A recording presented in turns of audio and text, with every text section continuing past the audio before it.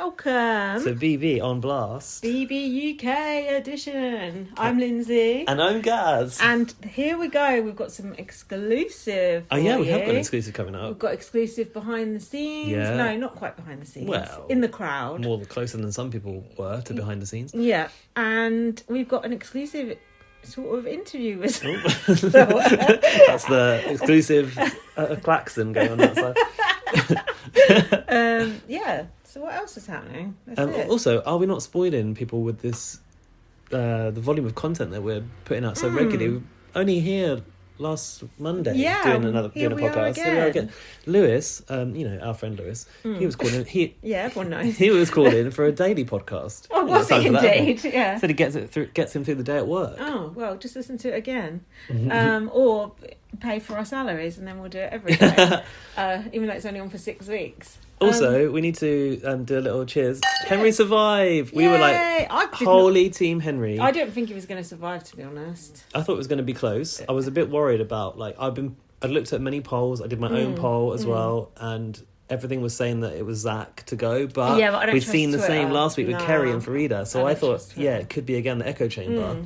I thought it was going to be, we don't know how close it was, but I thought it was going to be quite close. And I thought, actually, given that I didn't get my way last week, I was prepared to see Henry walk out again last night. Let's be honest, the edit was extremely favourable towards Henry, and they barely showed Do you Zach. think so? They only showed Zach after the vote closed. In the eviction show? Yeah. Oh, interesting. Oh God, it was well said. Zach did not feature in that episode at all until after the vote closed. That didn't occur to me. Yeah. Very tricksy. I guess he was in the task.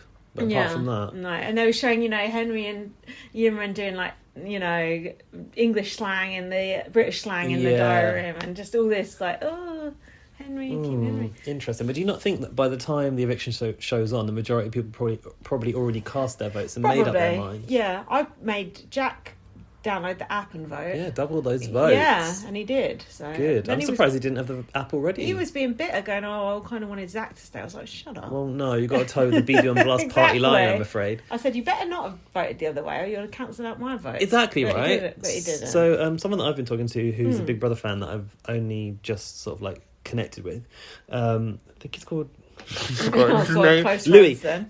Yeah. Louis been in my DMs. Yeah. And he was saying, I was thinking about putting a few votes on each. And I'm like, well, you're just cancelling out. If you do 2 on 1, 3 on 1 and 2 on the other, like I ended up doing the other last week by mistake. Yeah. It boils down to I put 1 vote on Kerry because I cancelled out my own. So you just got to go all in. I think. all in. Don't be What's it called? Fancy. Something or bust. I don't know. In the gambling world. Yeah.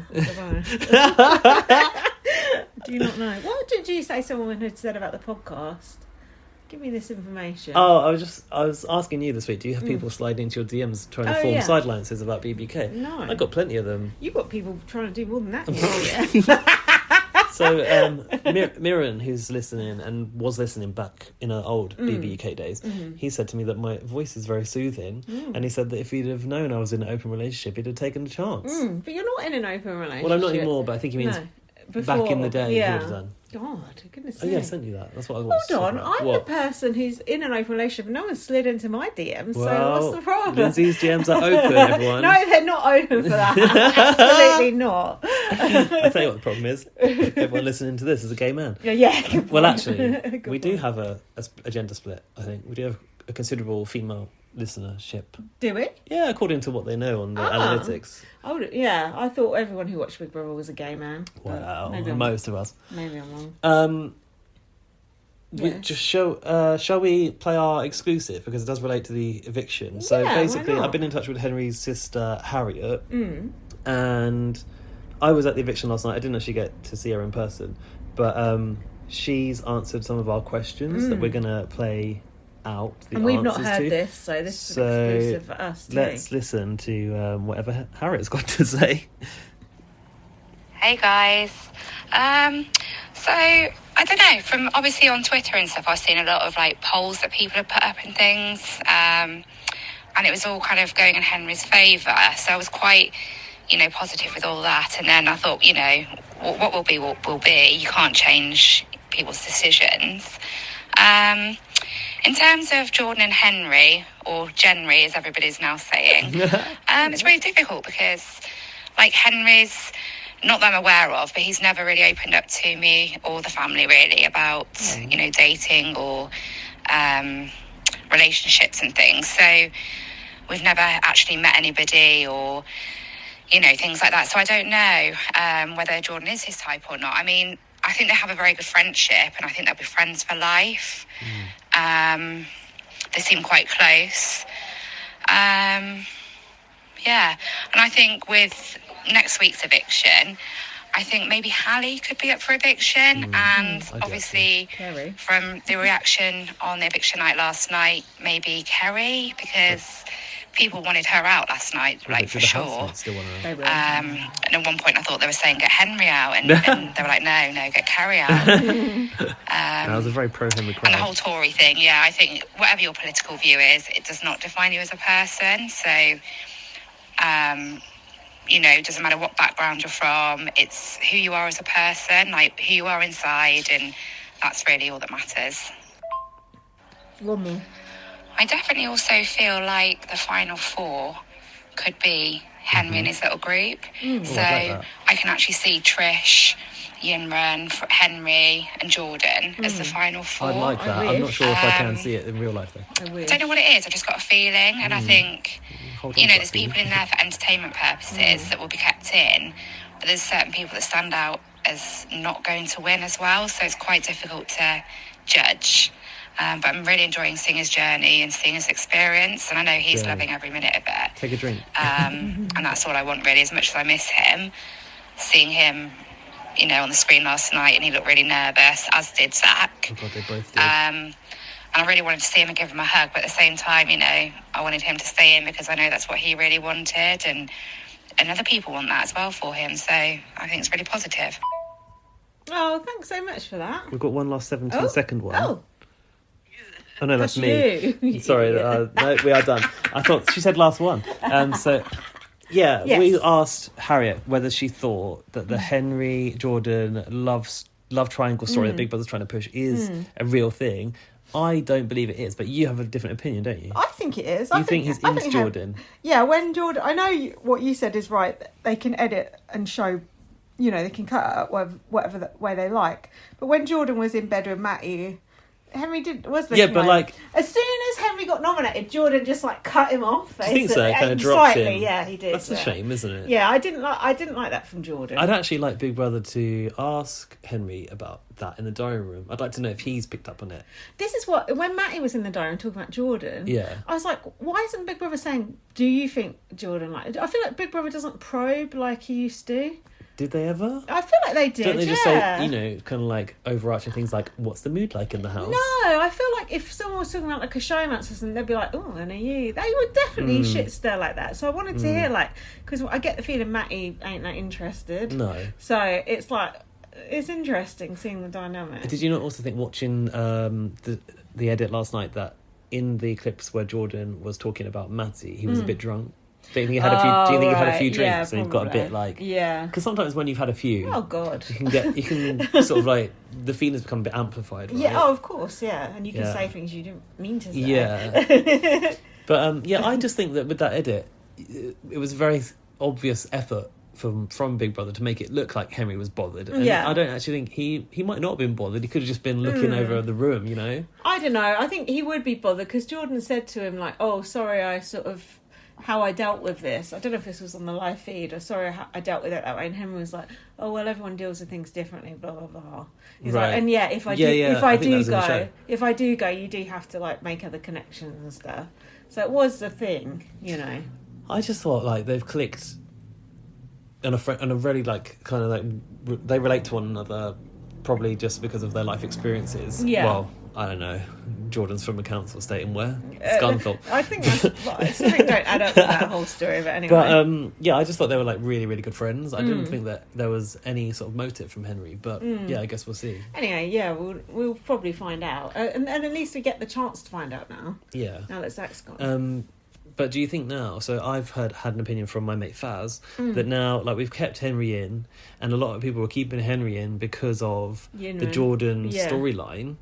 And now that's been sort of like voided. Now Jordan's turned his sights to Matty. Does that make Henry more vulnerable moving forward? No, because Henry's still in with Yinran, still in with Trish. They're still quite a firm foursome, and with Matty on the five makes... Bleh. Matty on the side makes 5. So you think Matty's a good number for that group? Yeah, see, Matty finally did something this week, sort of. What? Involved was with in the triangle. A Jordan storyline? Yeah. So when I was campaigning, and by the way, follow us on Instagram at BB on Blast, because I've been making some lovely stories. They were quite good, actually. I'm quite good, I like those. I put forward cases to not evict Henry, which were... The dynamic of him, Jordan, Trish, Yinran is basically the highlight of live feed for me. Like watching them as a group, I think is really enjoyable. And I was really worried that if we take one of them out, they become a lesser number, and the other people who are not in that group take them out. can easily nominate them. And like, we don't really think about that in Big Brother UK, but you do have to consider it. But all it takes is, say they get Cherry... I can't speak. Cherry picked. Get Cherry out. Get Kerry out. Oh. Say that hadn't happened. It could easily be, unlikely, but they could put up Jordan and Yinran together, and then, if it's a double header, you have to get rid of one. Yeah, that of course, could happen. of course. If we keep, knocking out that side, that could happen. And what I'm worried about is it's people like Paul, Olivia, Chanel probably, who don't give these people the time of day, who will end up nominating them. Jenkin as well. Oh God, yeah. I hope he gets. I don't know if he'll get nominated, but he won't get nominated. What are my other points about Henry staying? Oh yeah, it was that he'd been entertaining without being misogynistic, which Zach did that before.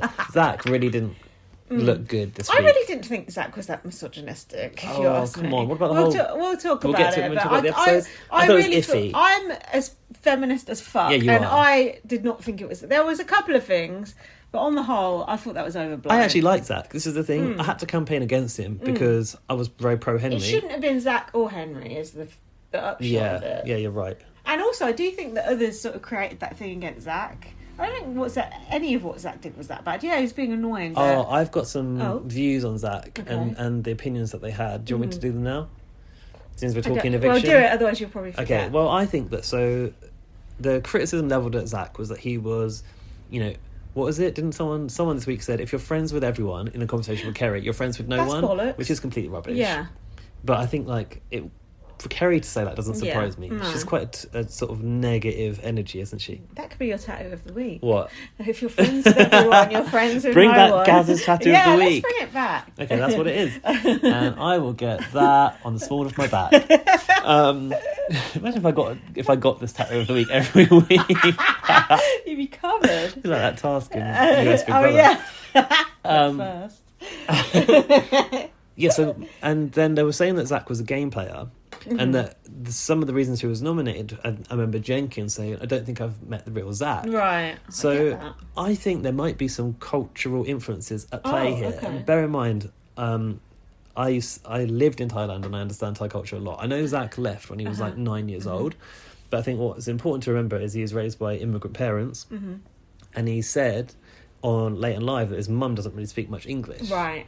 So I know that in Thai culture, to express your emotion is seen as pretty negative, and it's called land of smiles. Oh, I see. Because everything that happens in Thailand, no matter what, you smile. Wow. So even if you're pissed off or whatever, you smile through it. Oh, God. And you're not allowed to let on how you really feel. Right. Which is why there's a massive murder rate in Thailand.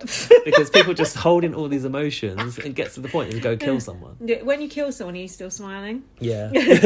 Smiling assassin. Grinning from ear to ear. Okay, that explains why people might find Zach a bit phony. I think that's why people find him a bit false. Yeah. And even though he's lived here for a long time, he, on the face of it, he's as British as you like. Yeah. But I think having grown up in a household, which is probably very Thai culturally, maybe he's picked up on some of those traits. Yeah. And he does seem to be someone who does want to get involved or include everyone, which isn't a bad thing. And it's interesting that becomes a negative in Big Brother. Yeah. I don't think his motivational speeches helped. They were fucking annoying. Oh, a little bit, yeah. On the live feed when I was talking to Yinran going, you got to do this, you got to do that. And she was... Yinran's going, Yinran was like, I've had a great life. I went to a great school. I have a lovely boyfriend.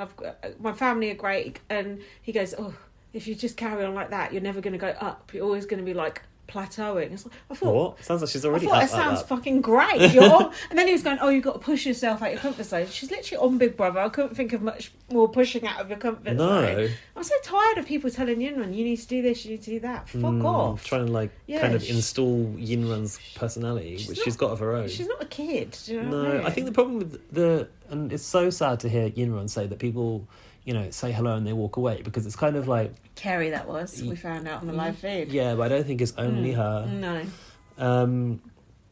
I feel like people very easily dismiss someone who doesn't speak natural native English, and that's the difference between Zach and Yinrun, I suppose. Like, Zach's been here for a long time and he's assimilated to British culture, so he, I don't know, probably had much better relationships in the house than Yinrun did. And I just think that's really a sad thing, like, that British people have about them. It's like, imagine all they could learn from Yinrun. She's actually from a completely different culture. She probably got very interesting backstory, but no one cares to ask it because they don't relate to it. Some people do. Trish does. Hallie was bonding with Yinrun quite well. Oh, really? Talking about when she was asking to learn language. The language. Yeah. Also, it's quite an unlikely group, really. Jordan, Henry, Trish, and Yinrun. They're quite massively different characters, aren't they?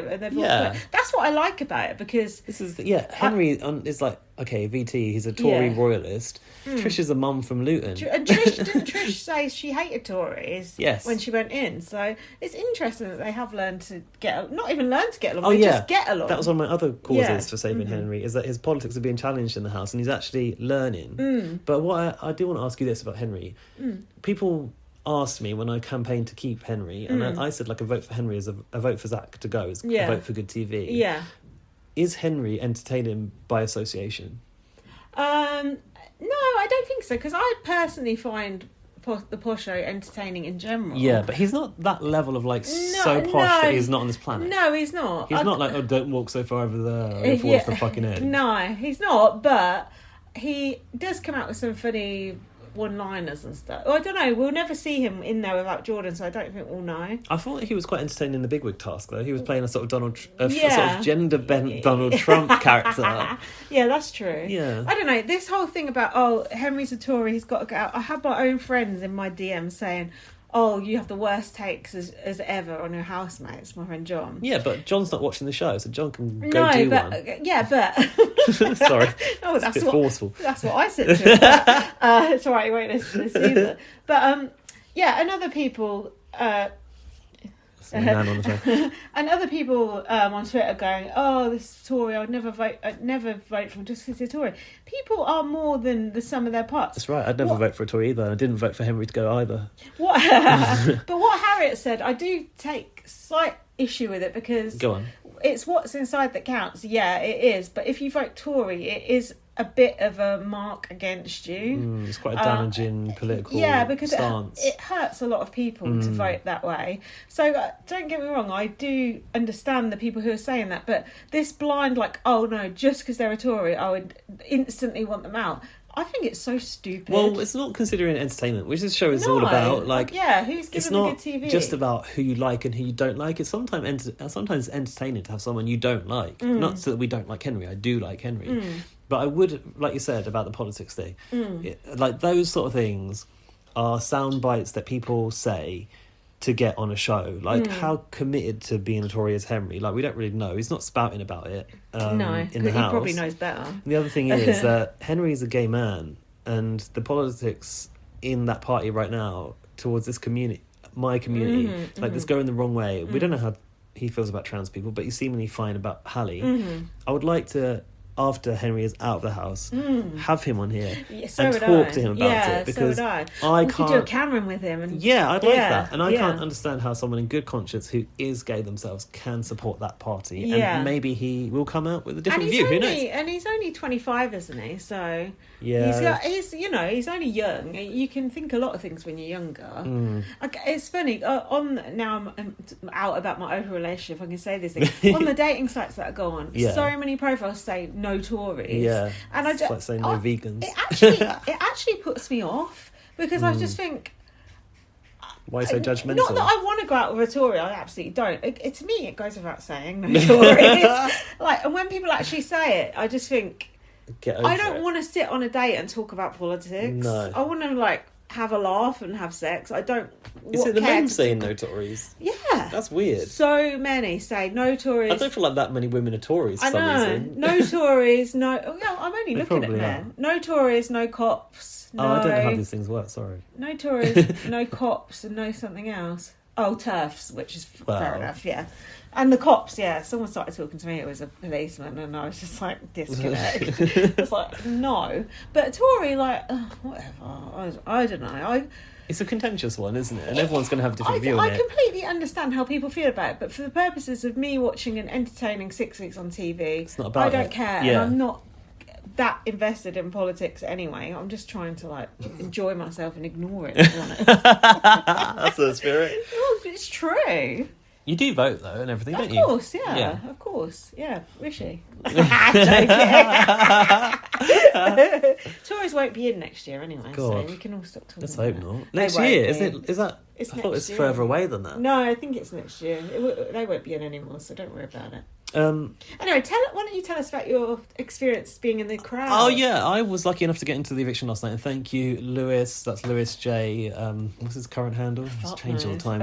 I'll look it up while you're talking, so we can. On Twitter, he had a guaranteed entry ticket, so I decided to take the chance. How did you have to get that then? I think it's just luck of the draw when you apply. Oh, sweet. So basically, that meant I had to get there by 7 p.m. and my God, did we have to run to get there by 7 p.m. It's Lewis J 815. Follow him, but sometimes he says some fucked up shit, so be prepared. And that's the reason to follow him. So yeah, thanks Lewis for getting me into there. So you were late? That still doesn't sound like you. Well, let me tell you, Dan took us on the slowest route known to man. And why? I don't know. So, overground was it? No, you have to change. You have to get from Jubilee line to Bakerloo line, but he got us off early. Right. There's a long ass walk, and then it took ages for the train to come. I was so stressed. Was Lewis holding your place in line? Well, he was there already. I was like, obviously get in the queue. Yeah.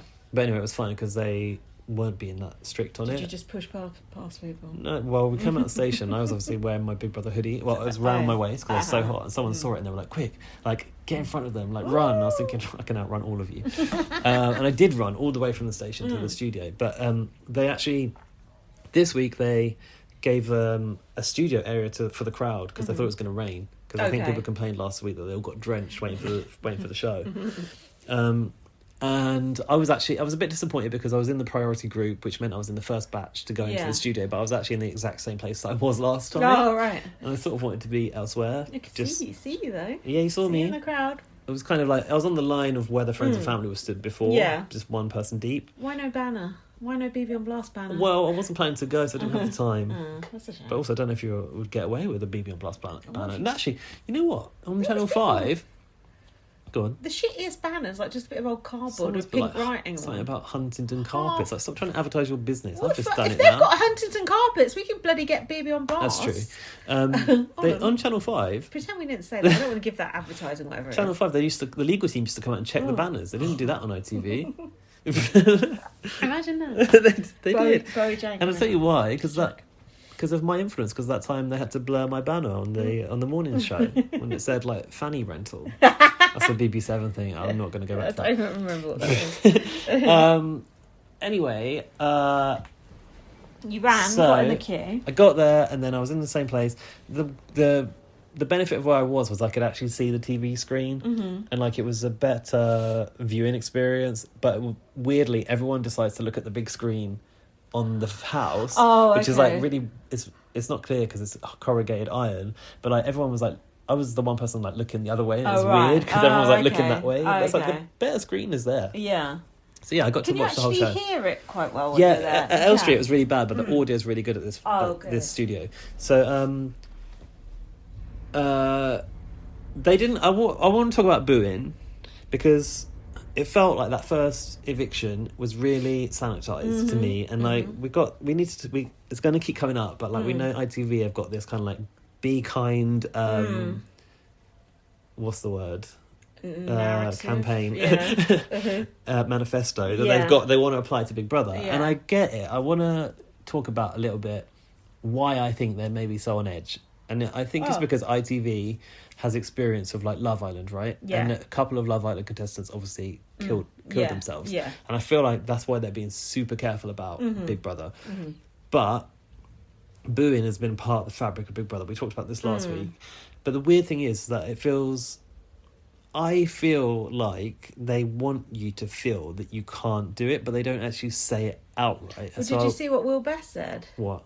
He said, we've not banned booing, but we feel like the culture has moved on from booing. This was before the show started when they were talking about welfare. Yeah.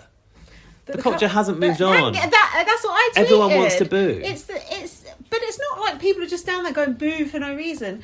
People want to make their feelings heard about what's right. It's about what's right and wrong. People are getting booed because they're acting up, and people want them to know. That's part of our job as a Big Brother fan, to tell them exactly what. Otherwise, you come out, Kerry comes out, goes on Twitter, sees 500 memes of her with a bald ass head. Why is that? I need that explained to me. Someone was saying she looked like some guy off Emmerdale or something, and he's bald. Yes, okay. So I think that's how it started. God. Imagine coming out, like, you think everyone's cheering, everyone loves you. You come out and go on Twitter and see that. What then the fuck? You would fucking top yourself.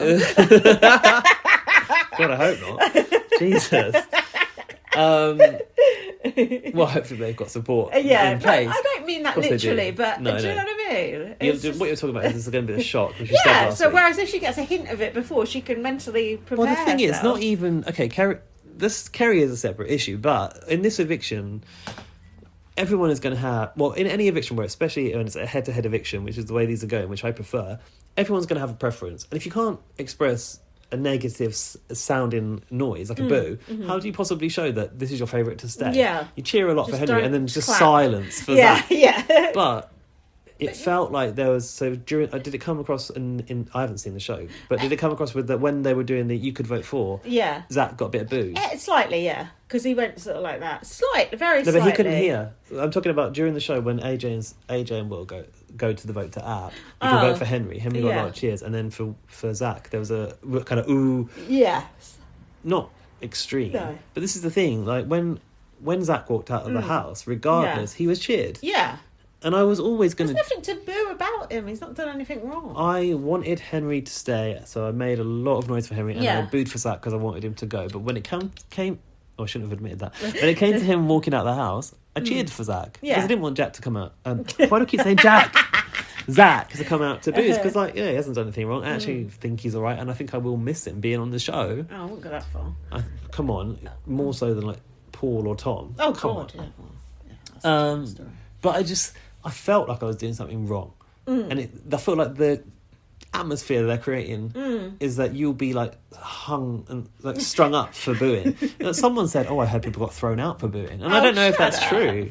But this week, for some reason, they took a photo of everyone's ID. It's like, why are they doing that? Oh. And they were like, some guy just shouted we're going to keep them in accordance with GDPR. Well, some girl had to take a picture of my ID on her phone. I don't know if that's her own phone or a work phone. No. How is that secure? And why are they doing that? Yeah. Is it because they think Just Stop Oil might turn up and do a protest? Oh, maybe. Or is it because they want to identify... That'd be a good one. Warm-up guy joked about it, and we spoke about that. Yeah. Because there's no barriers. I feel like they haven't done one recently. But anyway, I was there for Get Grace Out, and I was there for the renaissance. You weren't there, man. The renaissance of Get Kerry Out too. Yeah. And let me tell you, it's nothing of... it's not... In terms of, force, it's not the same. But it was enough. It was enough, to hear it. And... Was Lewis booing? Because Dan said he was embarrassed about both of you booing before you came home earlier.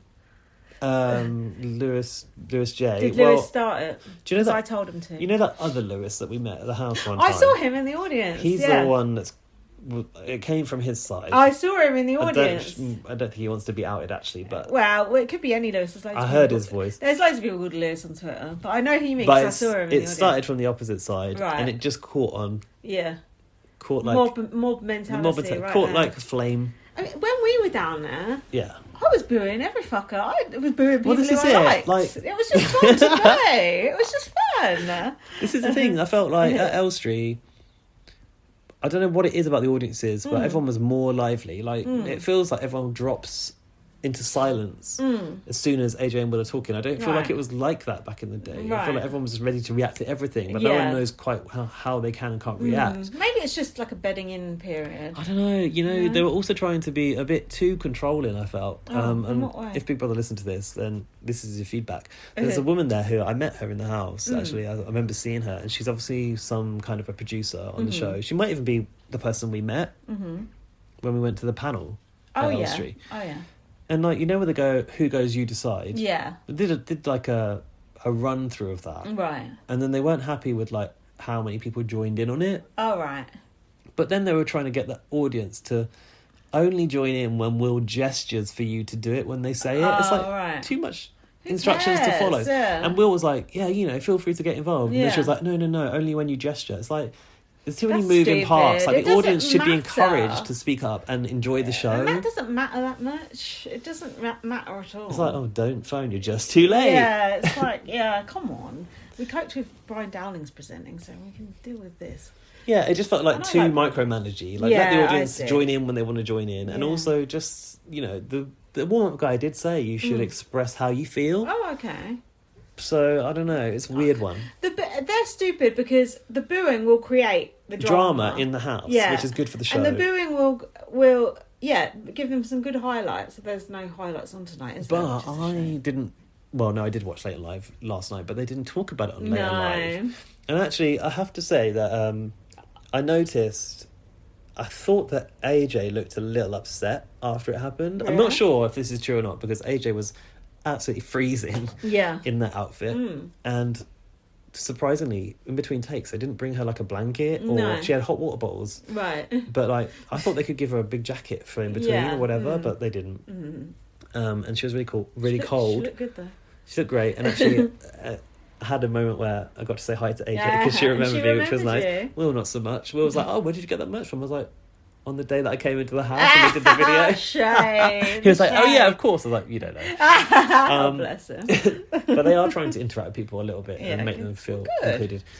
Anyway, we were about to come out of commercial break, and AJ was holding this thing, and I was like, she didn't know what to do with it, so I was there, so she handed it to me. What was it was a hand warmer. Oh, right. She was so cold, but this thing was like nothing compared to what she needed. I was like, "Is that thermal?" She was like, "No, I'm freezing." And then Will was like, "Oh yeah, it's Uniqlo," because they do a thermal range. Oh, right. To be fair, you could wear thermals underneath what AJ was wearing, but Interesting. So I thought AJ looked a bit upset, but she could have just been really cold.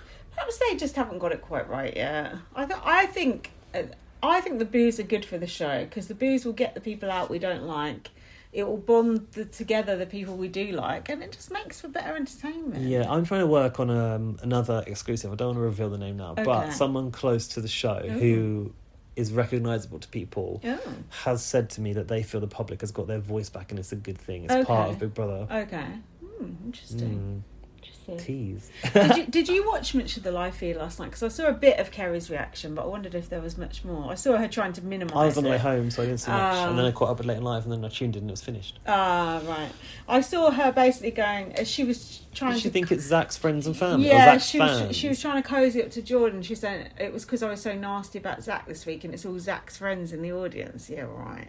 Zach had two friends present. Well, his friend and his girlfriend. Like, come on. And then Jordan was going to, it could be get Kerry out this week, and it could be we love Kerry next week. It will just go up and down. It's like, But then meanwhile, upstairs, Trish, Matt, and Yinran were going like, "This is confirmed exactly what we thought about Kerry." Really? Yeah, I heard Yinran even got the strength to have a voice. Yeah. And she was like, I was too scared to say it, but blah, blah, blah. So I was like, yes, see, you do need that. You do need that, like, leak into the house sometimes, because it affects reality in the house. But some people don't want reality to be affected. They want it to be a closed bubble. I can see both sides, but we get that with BBUS. But don't you think it's on Big Brother to create that though, if they want it, and they can easily do it? AJ and Will don't have to stand out on stage with mics open. No, they create the environment for it to happen. It's part and you of can't Big Brother. control the crowd. I honestly got such a buzz when people started shouting "Get Kerry out." I was like, "Yes, this is it." Because it felt like last week. It just felt like I was just like, "What is happening?" No one has an opinion here. This is just. I just didn't feel like Big Brother to me. This week it was like, "Yes, this is like the good old days." It felt like Big Brother. And the thing is, like back in the day, the presenters would react to the booing as well. AJ and Will were trying to pretend it ain't happening. Yeah. They need to get with the program. It's just a bit of booing. It's just panto. Just relax. Like, it's nothing. A bit of booing. Go on Twitter. See what the fucking shit people are saying on there. Someone on Twitter yesterday calling Hallie a man monster. Like, people are disgusting. A bit of booing is nothing. Do you know what I mean? Don't you think that's bad? Calling Hallie that? Yeah, of course. Just think, like, I mean, unfortunately, I'm not surprised that people dare to say that stuff on Twitter. The good thing is the people that are in the audience are not going to be those people. No. But it's just like, how fucking dare you? How fucking dare you say that about someone? And let's see what you fucking look like. I bet you look like a fucking piece of shit. Oh, yeah. The so people are critical. I mean, and also, Hayley's gorgeous. Hallie, she looked great last night. She's gorgeous. They all looked good last night, actually. Nokia as well. Yeah, she did look someone good. was saying someone was coming for AJ's outfits that Alfie shared. Come on. Thinking, look, you're wearing some like ragged out collar hoodie in your picture. I don't think you'll want to comment. No, come on. Anyway, AJ's gorgeous. We need to get into the week, and we need to get a top up on the Prosecco. So it's time for a break. And we shall be back, topped up and refreshed. At Sleep Outfitters Outlet, great sleep is a big deal. Save 40 to 60% every day on every Sealy, Stearns & Foster, and Tempur-Pedic. Queens as low as $249. Customer exchanges, closeouts, and floor samples. Inventory changes daily, so come in for your dream deal today. With no credit needed financing, expert advice, and up to 60% off retail, it's never been easier to get the sleep and savings you deserve. Go to sleepoutfittersoutlet.com for financing details and to find a store near you. Welcome back. We're back, and we've got our notes to hand. Something that was annoying me at the start of the week was it felt like a lot of people weren't really enjoying themselves, and they sort of wanted to go home, and they were moaning. Not in like the McGiff effect, it reminded me of that. Not really? A lot of people were like, I'm not really enjoying it, and it's just like, if you don't like it, fuck off. I didn't hear that. Who was saying that? Hallie. Yeah, well, Hallie's being dragged down by Kerry, which I don't think helps. Jenkin, I think, was maybe. Wow, he was moaning. it's a bit of a pity party, isn't he? Yeah. Ongoing. I think Matty was saying he wasn't really enjoying... Oh no, hold on, because Matty was saying he didn't like people saying that. I don't know. A few people were, and it was annoying me. So we came in halfway through the camping task, didn't we? Because we covered a bit of that last week. Yeah, we did start that on Monday. Yeah. And I think the housemates are waking up in the garden, right? And they had to do a thing where they had to laugh non-stop for 5 minutes. Oh, I thought we should recreate that task on the podcast. It does look quite hard, but I did think some people should be putting a bit more effort in. Do you think? I mean, it's not hard to fake laughing for 5 minutes, surely. No. Chanel said her cheeks were hurting, I remember. Jordan didn't even try, probably all the Botox. Can I just say as well, that morning, Jenkin had slept inside and he was complaining about having a dry throat from the air conditioning. I mean, the alternative is you slept in the garden. Yeah, God. They all, actually, that night when they slept in the garden, they all went to sleep really early. Yeah, they did, because I saw that on the live feed. I kept scrolling through, hoping someone would wake up. Don't you think you'd be too cold to sleep out there? They were in sleeping bags, weren't they? But then I feel like, cold. For me, when it's in a sleeping bag, I'll probably get too sweaty. And then I'll get cold. Oh, me and you wouldn't be able to sleep. No. Everyone just laid down and was like asleep instantly. I was just thinking, could never be me. I wish it was me. Oh my God. Yeah, I was speaking to Dan earlier and he was saying he fell asleep in front of us on the sofa. I thought that never happens to me. Me neither. Ever. Also, Kerry was telling Jenkin not to complain. I thought, fucking hell, if she's saying it, you know something's wrong. Hallie apologised for having a diva moment yesterday. I thought, well, evictions are coming up. You need to. She was definitely on damage control mode, wasn't she? Yeah, she was really like, oh yeah, so sorry, I didn't mean to. It's not usually like me. We had this scene with Jordan and Henry flirting and talking about their future kids, Tarquin and Harlequin. See, that's kind of a flirty thing, isn't it? Well, they are talking about each other as like spousal privileges, I know Jordan said. Yeah. Jenkin was slagging off Hallie for constantly staring at the camera when he talks to her. That was interesting. And just doing things for the camera and stuff like that. Oh yeah, that's actually really interesting that there's been a lot of criticism. I just feel like someone's having a barbecue. Something's on fire. There's been this term coming up about people being performative. God, I've never heard that word. We've never heard it in Big Brother, I don't think, and I actually quite like that this is the thing people have cotton on to, Trish especially. Yeah. They are being performative, some of them. I mean, with the strops, definitely. Do you think so? Well, Kerry is, Kerry and Hallie is as well. But so, Okay, I was listening to some commentary on this from Judy James, who's doing commentary from the Metro, and she was saying that Hallie is like picking this behaviour up from her friend Kerry, who is doing this as like an adult, and she's seeing like, this is the way I should be acting. She's learning bad behaviours. No, Hallie's an adult as well. She can make her own mind up. Okay. No, just proved. Chanel said about Hallie, I don't think she's going to punch a door or anything, which I thought was a very strange thing to say. No one should be punching a door in a Big Brother house. And Jenkin followed it up with an even weirder comment. What? It's like when you look for a feral cat under the car. So you do when you go out to the car. I can honestly say I've only got a car again recently. I've never looked underneath for a feral cat. You must always check for a feral cat underneath the car before driving. If the cat's under your car, you've forgotten your highway code. If a cat is under your car and you start the car up, the cat runs off. Of course it does. You don't need to look for it under Also, there. what's he worried about? If it's going to attack him as he gets in the car? It's the weirdest analogy I've ever heard. Also, how does that relate to Hallie having a tantrum? God knows. I think he's calling her a feral cat. Tom then was calling out Jordan about cleaning. Yeah, there was a whole bitch fest going on in this episode, wasn't it? Jenkin was bitching about Hallie, and then Tom was bitching about Jordan not cleaning, and everyone was like going on this whole cleaning thing. But Jordan said, I don't use the utensils. Actually, do you know what this reminded me of? So when I was at uni, I had a housemate who did no cleaning, and he was of the belief that like he didn't create mess. Yeah, bollocks. Isn't that bollocks? Like just by existing in the space, you create mess. But he was adamant, and he would only just like he'd have his like.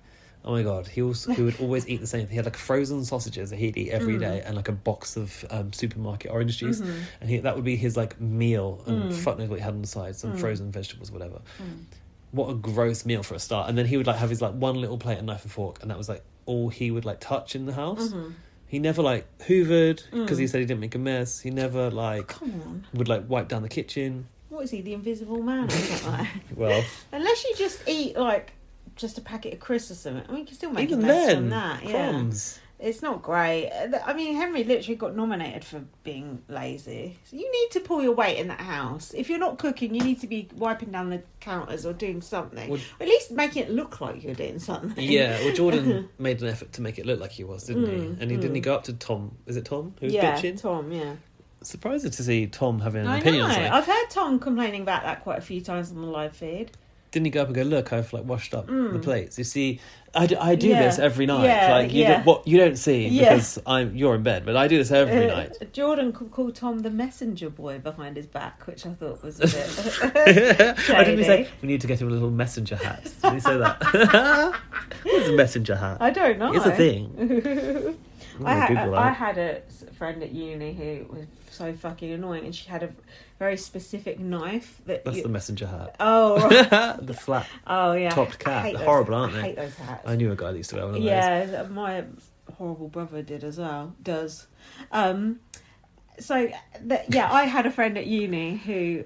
Yeah, she had this specific knife that she didn't want anyone else to use. I think she was a vegetarian. Anyway, my other friend came and like started cutting some steak with it just to piss her off, and then put it back again. But she didn't know. That's uni politics, isn't it? That's what did they not? They washed it between though. I'm sure she would have. Put the dirty knife back in. Did it to be spiteful.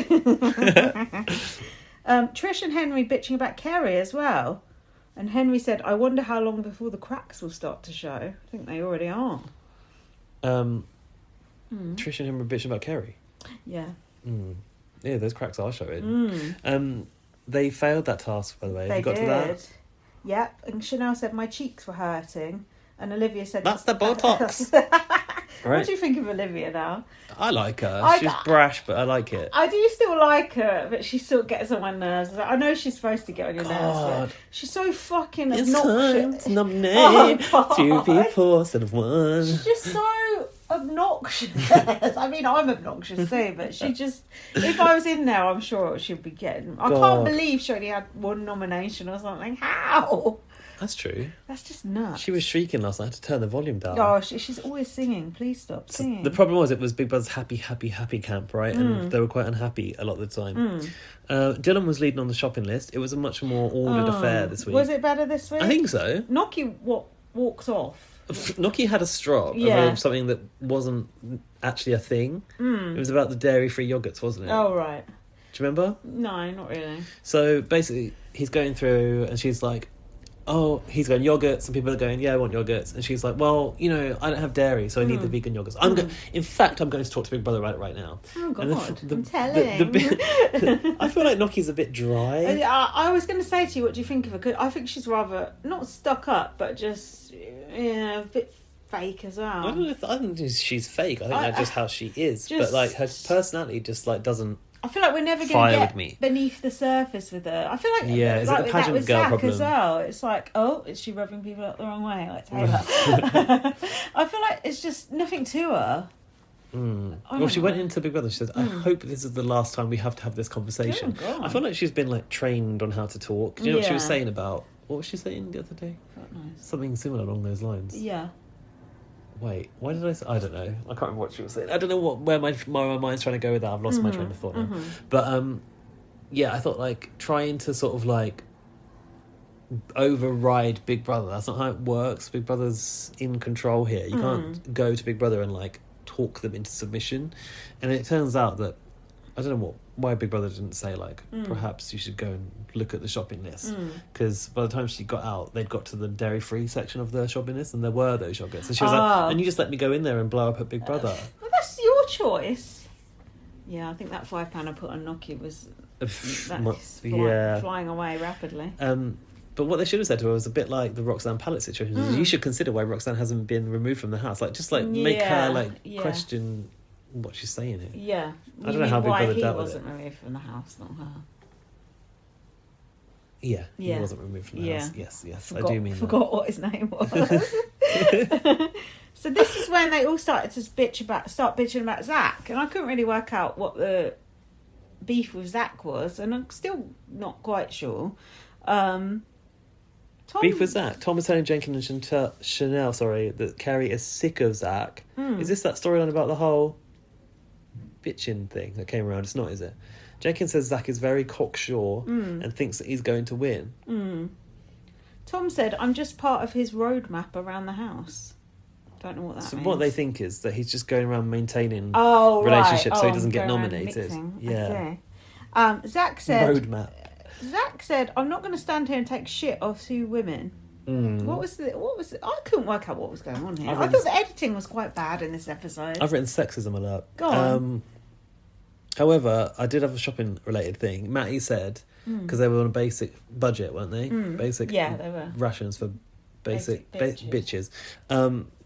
Matty suggested it would be better just to put them on rice and beans instead of having £500 spent between them. Oh, right, okay. Think about that. No. Obviously not. Would not, no. Anyway, the sexism section was about... so Dylan is there making dinner. Dylan has inserted himself into the kitchen. Does. Is that a good strategy? Well, we've seen it pay off, but it only goes so far. Have we? Yeah. What? Who for? Goss? Billy Jones came second. I don't think it worked out for Carol very well in BB8, about did it? Pauline, she didn't go that deep, did she? Well, I don't like tea, I don't like coffee. Yeah. No, she's gone week 2, I think. Week 1, maybe. So anyway, I feel like now... Farida's left. There's been an opening in the kitchen, and Dylan's taken his chance. Hence, Dylan leading the shopping list. He gets on my nerves. Taking too much control. He's just so bland and just why is he there?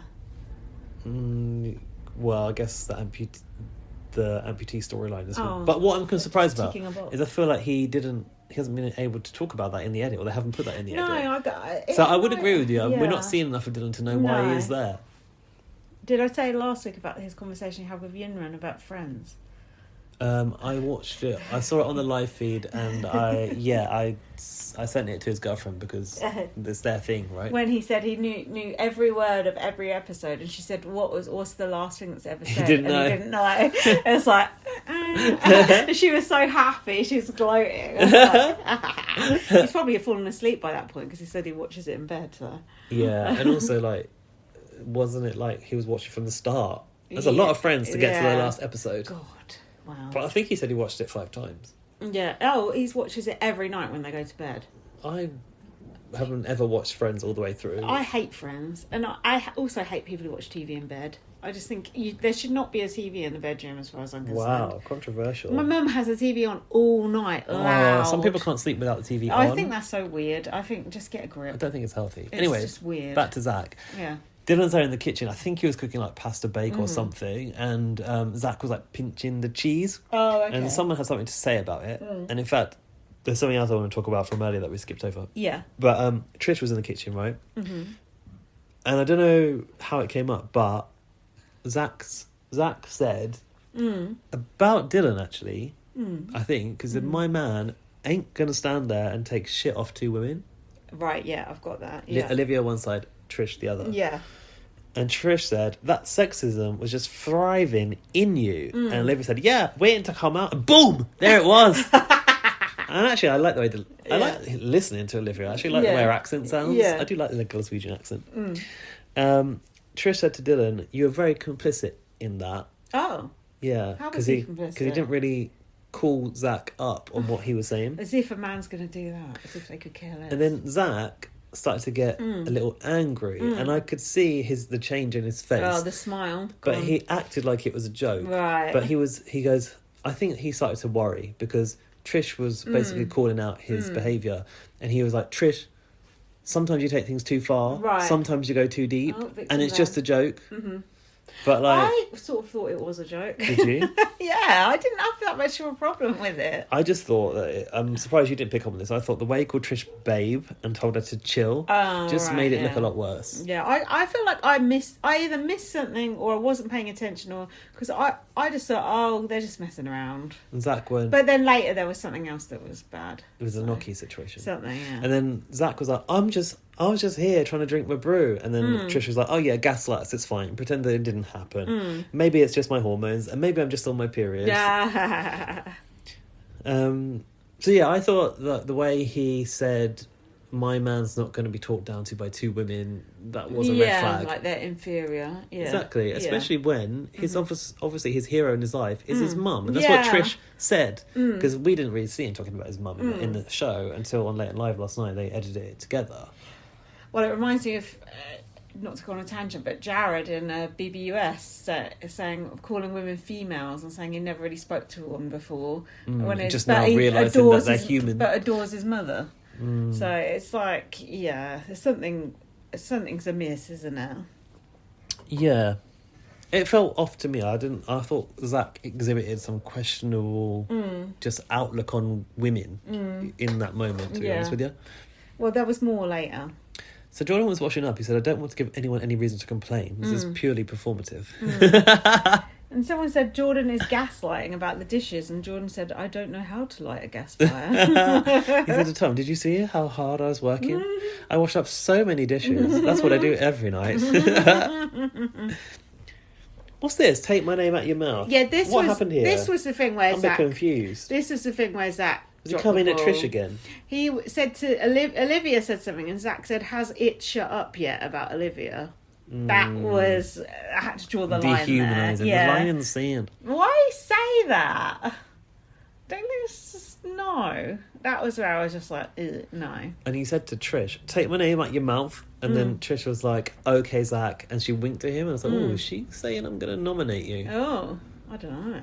Because he was like, oh, right, Wink yeah, fine. Nomination. And here I've written, is everyone ganging up on Zach, or is he an actual twat? I'm not sure. I think, how old is he? Is he just immature, or... I feel like I'm making excuses for him and I don't know why. You are, and I'm actually surprised. I thought of all people, you'd be the one on his arse. I'm surprised at myself. I don't know. Maybe I'm just so used to these microaggressions that I just like... numb to them. I actually quite like them now. Can you have microaggressions for sexism? I mean, probably. Yeah, I think so. Yeah. It's a difference between an explicit statement and a sort of like subliminal indicator, isn't it? Oh yeah, then we got this bit with Gnocchi, so this was sort of the final straw, really, wasn't it? Yeah, I'm trying to find the cheat sheet for the ages.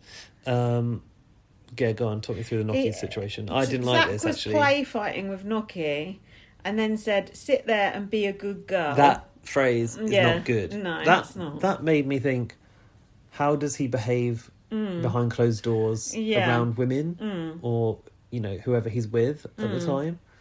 And then he said, woman, sit down. Yeah, that's yeah. not good. It's not a great section for Zach here, to be honest. It's also just like, why would you say that knowing that you're on camera? Yeah. Like, even if you would say it outside, don't say it in Big Brother. Be a good girl. Imagine someone saying that to me. I'd probably get a punch in the You'd lose your face. shit. I think they deleted the cheat sheet. I can't find it. Oh, it's hard to find. I could find the one without the ages, but the one with the ages is hard to find. And then they were having a water fight, I think, like a play fight. I think that was fine. No? So, go on, tell me. Well, I feel like I've got the wrong end of the stick for this episode. So it was in the sofa. I was in the sofa area. That's when he tried to make us sit down, and like Noki's sort of revenge. Well, at first he was like, "Hey, Noki, come here," and he was like saying to Kerry and Olivia, I think, "See the control I have over women." That's not good. And then he did this whole sit down thing to her, and it's like, okay, are you flirt? Is this the way you flirt? But even if you are, it's a red flag. And then Noki's revenge was like, okay, there's a Noki's revenge sounds like a film. Sounds like a roller coaster. So what I've noticed is they're drinking only out of cans of water. What are these fucking cans of water? I think that maybe the tap water in the house is not drinkable. But why a can? I wouldn't like to drink water out of a can. If I'm drinking a can, I think it's going to be Coke or booze. I don't want to drink water out of a fucking can. I'd tell you why, because cans are infinitely recyclable. Oh, okay. So it's more environmentally friendly. But they are the ones, it's the same ones they gave us in the audience. So the ones that you can reseal. Oh, that's Yeah, they have a good. little cap thing. Oh, I didn't know that was a thing. Anyway, she got the can of water and she poured it over him, but then he grabbed it off her and poured it right over her. Right. Which I thought like wasn't good because like Her hair hair, is a big problem. I was thinking that, yeah. Especially for a black girl. I Yeah. don't know if Noki's got her real hair or I don't think so. I don't think so, but Yeah. I don't know if she's wearing a wig. Either it could be a wig or a weave. Or a weave, Yeah, yeah. it could be. I just thought like, She's got lovely hair. that's as really well. off limits. Yeah. And he really held that water over her head for a long time. Yeah. And I didn't like it. Like, as much as I feel like Noki's not really bringing much entertainment, I didn't like the way he was treating her. No. And also, Noki, why would you? She's like, you know, she's not exactly a controversial person or anything. No, but Noki and Zach. Was he trying to flirt? Was he I trying think to so, because in flirt? the early Yeah. days, they were sitting there having pot noodles together. But then in the interview, it's like, Noki's like a sister to me. And in the diary, right. Zach's like a brother to me. Did Zach say on Bots, or whatever the fuck it said, that he has a girlfriend? Like, the girlfriend was there. Oh, was she? I missed sitting that. on the sidelines, yes. I switched it off because I was watching I was watching BBUK actually. And this guy who was on the panel decided to say, "Oh, look like flirting to me," and the girlfriend was sitting right there. Oops. Zach was like Oops. licking his lips, like. What did the girlfriend look like? Was she attractive? Blonde, lip fillers. Oh, no. Yeah. By the way, last week I was like, no No. lip fillers. This week I've Yeah. looked at Chanel. Oh. Come on. Can we talk about Chanel's lipstick and how she needs to stop wearing that colour lipstick? She looks like a fucking corpse. Is it the nude colour? Yeah, it doesn't suit her. You might as well not wear lipstick at that point. She's got fake tan, so her skin is orange, but then she wears pale lipstick. Don't wear pale lipstick. It looks horrible, and that's. Well, I've got a picture. Oh no! Now I'm doing it. People going, The fake wretched. Oh, that is honestly. Oh, don't even get me started on that task last night. Fuck. Yeah, it's not good. Not good at all. So the end of this episode was, I think, was this when they were doing Never Have I Ever, whatever the fuck it's called. Chanel doesn't like her toes being sucked. Me either. If anyone even came near my feet, I'd kick them in the face. Don't you just think it's bad? Do you ever let people touch your feet? Oh, I'm not a pressure my feet like you are. Oh, do you like a foot massage? Yes. Oh no. Well, I've had some. Right, okay. In Thailand, I had one before where like they get like a little like wooden what's like something. What's that? Spatula? Like a little wooden splint type thing, and then they get a mallet and they go On your foot? into your foot. Oh, come on. That I couldn't bear. No. But like hands, fine. I Hands like it. on your feet? Oh, Yeah. that's sick. That is fucking sick. Jordan confessed he'd had a threesome. Did he? Yeah. Oh, was this in the spin the bottle? Not Never have spin I the ever. bottle, Never yeah. have I ever. Oh, we haven't had spin the bottle yet. Tom said, what's this? Tom said, there's nothing wrong with posh people. I think this is before this. Yeah, it is. It's before the whole Zach thing. Do you remember this? Tom said, there's nothing wrong with posh people. And Henry was like, no, there's nothing wrong with posh people. Is there, Tom? And then Jordan was like, I know one called Tom. What? Oh. I don't know. They're saying that Is Tom Tom's posh. I don't know. You don't sound it. Anyway, back to Never Have I Ever. That's it. That's all I got. Yinrun doesn't understand Never Have I Ever. But I don't either. I never know where you're supposed to drink. She's going to Trish, drink. how does this work? And she's like, well, if you haven't done it, you drink. She's like, no. Hold on, isn't it if you have done it? Oh, if you have done it, you drink. She's like, I don't understand. See, that's why I get confused. I feel like it's a very, like, not Chinese culture as well thing to have to be a part of, so bless her. And then it was the cheated, had a threesome, hooked up with 2 people in one night. And then Yinrun's was, never have I ever peed in the swimming pool. And like most people had a drink. I don't think everyone's peed in the swimming pool, apart from Alex Sibley. Jordan didn't drink. Oh, really? Yeah, he probably has though. He's probably just lying. Have you ever had a threesome? No. Have you? No. Ooh. I'm not really looking to have one. No, I feel like it's one of those things that like I should have done though. I feel like it's just going to be awkward. I feel like someone's always going to be left out and just I don't know. I can't be bothered. I feel like it's probably one of those things you should do where everyone's a stranger. Yeah, correct. Yeah. 100%. Yeah. But you know, who knows in the future? Never say never. Never say never. Expect the unexpected. Hallie thinks that Zach is actively shit-stirring, but also trying to sweet everyone up. And this is when Kerry said, the person that tries to be friends with everyone is friends with no one, is the truth. Bollocks. And Jenkins was bitching about Zach eating too much in the diary room. One thing as well, Trish, I think, needs to watch out because Trish's perception of what a snack is not really what everyone else. The lamb chops. Have we had that? Is that coming up? It's coming up, I think. Yeah. I know there's shit between Dylan and her last night over a sausage sandwich. Right. And I do like a sausage sandwich. and also the lamb chops because like. Lamb chops is like a full-on meal, dinner. right? Yeah. It's like a meal. But Trish considers like, I'm just going to cook up a chop as a snack. That ain't a snack. And I think it's starting to piss people off. I think Trish does rub people up the wrong way a bit because she is quite outspoken, isn't she? She challenges people, and I don't think people like that. No, people don't like to be challenged. I like it, but sure. yeah. So I'm concerned because she did catch a few nominations as well along the way. Yeah, well, that's what I'm a bit worried about next week, just in case she gets a few more. I think next week will be fine. Kerry will be out. We have given carte blanche to the contestants to vote out Kerry. Yeah. I would think if I was in there, even if I like Kerry, I'd think I'm going to put Kerry out because then if she's out, she'll go, not me. Yeah. The shield. Yeah, strategy. What we do now? Do you want to keep going straight into it? What's up to you? What do you think? Next. Yeah, fine. I don't know what day it is. How do it's you the nominations label your day I've put. You don't write the day number, do you? I don't write anything. I've got day 11. Is that the right day?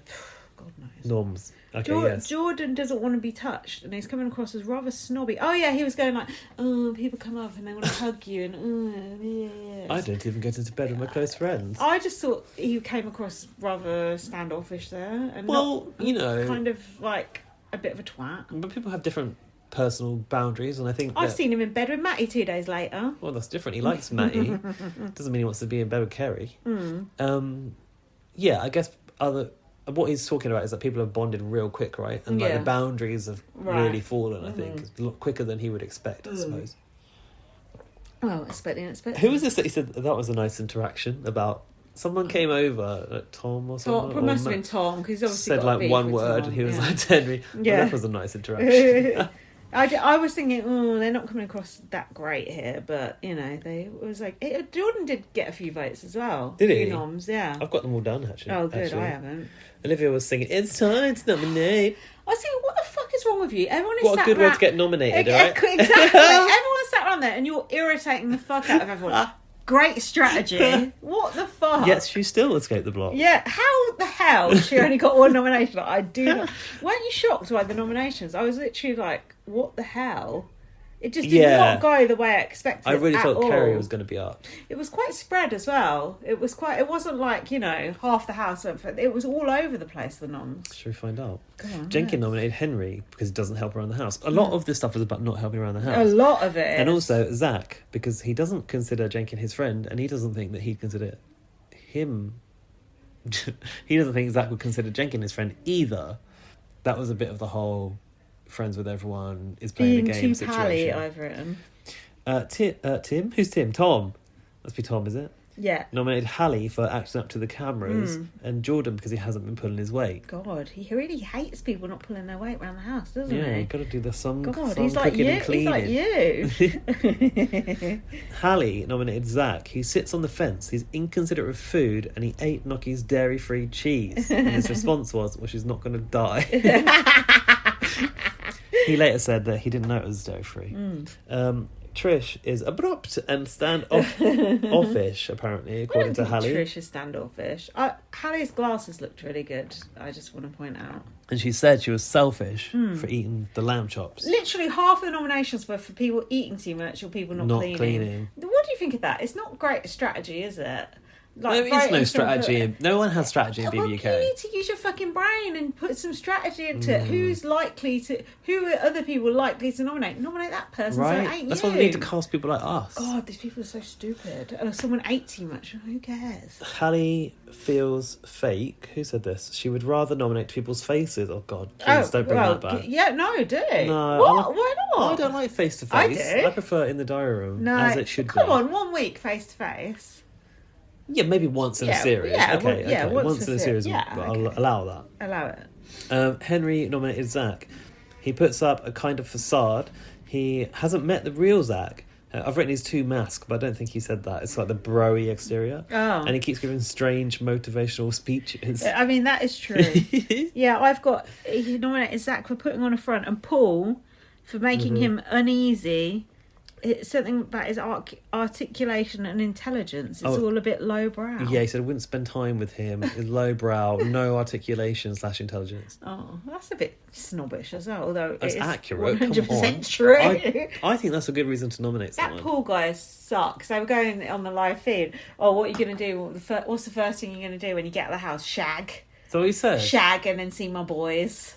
I was just like, you are so basic. Like, I was talking to Faz earlier about like diversity and intersectionality and how like the diversity is often stacked, like Farida being older, brown, female, Muslim, like all of the things are stacked against that. And then you get intersectionality. Yeah, and then you get someone like Paul, like who's like the baseline white man who has got all the white privilege that comes with that, and he's probably going to sell through. He's using this to advertise OnlyFans. Like, he ain't going to get that far. But there's no. Well, who's going to nominate him? Oh, people will nominate Henry, Jordan. Yeah, but I don't think Trish. it's going to be enough to put him up. Yeah, he will. He'll go up. I've got this feeling he's going to sell through, and like his agenda is like, it's not a coincidence that every nomination is topless. He knows that's going to be on camera. He's constantly I just topless. think we don't need that kind of person. You could have had an old white man or something. This is exactly what Jack said and what we've said as well. Chanel and Paul are just two old type housemates that we don't need anymore. Although Chanel is okay. No, Chanel's better. No, Chanel does have an opinion. She's got a bit of a charm. She's sort of. It's an obvious comparison, but Helen, she's got the sort of like nice small town girl vibe. Yeah, although she has got some cutting comments for people. Joking. And telling Tom that it'd look ugly if he shaved hair. But Paul is one we didn't need. We should have moved on from this sort of primitive housemate. Yeah, and I don't like the example that it sets for people who think they can get in next time round. Do you know what I mean? Anyway, Yinrun's nominations were Kerry. She said she gives me a lot of compliments, but that's it. Kerry doesn't make me feel like I'm interesting enough for her, and she's not really caring. Noki as well, focused on talking about her achievements. She is building up her character, not Noki as Noki. Basically, she doesn't know the real Noki, I think she's saying. Nor do I, so I agree with that. I've written about Yinrun. She looks very sad and guilty about nominations. Noki's nominations were Henry, less contribution to the house and cooking and cleaning. He is taking but not giving back. Just like your typical Tory. Jordan, basically the same reason. Yeah, same thing. Chanel nominated Zach. He is inconsiderate. Anything else? Eating too much. And Trish, she's cooking lamb chops at midnight. Told you I was going to get in trouble. Paul, he nominated Trish. Unnecessary celery subjects she talks about. Bringing up too many deep topics. How dare you? I don't want to talk about politics. I just want to talk about shagging birds. Isn't that, I mean, It's funny because that's the opposite reason to why Henry nominated him. Look, don't get me wrong. I know how to conversate, but that's what Paul said. Who said that? Paul. Did he? Yeah. Conversate. You I quite like that. Fuck. And also Jordan for being lazy. Doesn't cook, doesn't clean. Jordan copped a few. Jordan could have been up. I've got the tally, I think. Matty nominated Olivia. I haven't got the reason. Did you get that, Tally? Sorry. Why? It's because you said Tally and it reminded me of Tally and Tim nominating her. That was a aside. Matty did Olivia for being domineering and Kerry for throwing tantrums. Mm-hmm. See, Matty, I know you don't like Matty, but he has... but his votes are spot on that, he hates Kerry. Yeah. Why do you hate Matty so much? Bland, boring. I'm going to tell you something. You won't like this. What? Jack thinks you look a bit like Matty. What the fuck? That is so weird. That is not a thing. Even I said no, I can't see it. Just homophobic. I think. How much had Jack had to drink that day? Fuck me. He said it a couple of times, and Did he forget to put his glasses on? I said I cannot see it. Listeners, what do you think? Weigh in on that bollocks. Right, Kerry's nominations. Zach, two-faced, likes to shit stir. Matty is annoying. Not a team player. Yeah, this is a nomination I can get behind. This is my girl.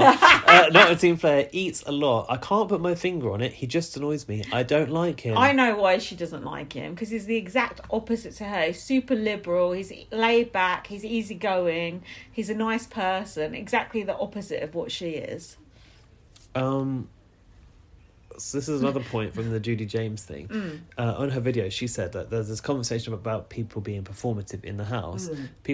Some people don't like this, who are actually performative in their auditions and in their VTs, and are now like in the house that character's like slipped away. And I feel like Matty was cast on the sort of basis of him being a hippie, right? I think that's what got him cast. Yeah, that's not necessarily interesting enough to make good TV for me. Yeah, just to ask Red and Cameron in BBUS. Yeah. Ask the Chillbilly. So also one thing that Kerry was looking quite like aggravated at the end of that, and I think I know why. Yeah. Go on. What are you going to say? No, tell me why. Well, you know how Big Brother likes to say, that's not a valid reason. Oh yeah. What? We've not heard that yet. No, but I think that's what happened because she was like, I can't put my finger on it. He just annoys me. I don't like him, and I feel like it's because Big Brother's going like. Yeah, give us some more. Yeah, because there's nothing. This isn't valid. There's nothing to nominate Matty for. He's a nice person. Yeah. Yeah. You agreeing with that? What was I going to say? Oh fuck, I forgot. I don't know. Something about why she was so aggravated. No? I've forgotten. Right, Olivia's nominations were Matty. He's sly when it comes to the communal food, which is interesting given that he has apparently previously lived in a commune. He's quite skinny as well, so I'm surprised he's eating so much. He has 2 packs of Sun Bites. He has a crisp sandwich. Sun Bites are nothing. A crisp sandwich is nothing. Sun Bites, I mean, how many calories is that? About 50 calories. That's the point of them. That's why you can eat more. Yeah. And Henry, because he doesn't have to cook or clean. I feel like Henry's hardly had any so far. How the fuck did Henry end up being up? Well, these noms at this point were going on for 4 hours and 40 minutes. How? How? It's the whole. It's a lot. It's been a long. It is a long process, right? And I like that they all have to sit on the sofas because that's old school. Yeah, I do too. Yeah, that is good. Sat there for 4 hours. That's on the crazy. sofa. 4 hours. That's just insane. What's this club sandwich? Oh, that's what I was going to say. Kerry nominating Matty is a complete wasted nomination. Who else is going to nominate Matty? Yeah, you're right. No, I just think that's the most stupid, unstrategic nomination you could ever make. Yeah, it is. It's pathetic. It's interesting. There's no strategy in this version of Big Brother. Dumb. Henry said about the club sandwich, it's a traveller's best friend because no matter where you are in the world, you can get a club sandwich, and it's not wrong, I don't even know what a club sandwich is, to be honest. Club sandwich has got bacon, cheese, egg, lettuce, tomato, mayo.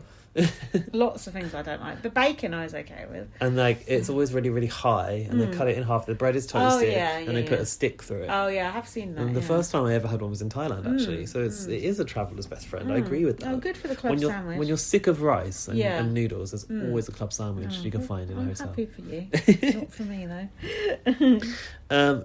Trish nominated Kerry. I'm not sure whether what we are getting here is the real Kerry or if it's a performance. Performative.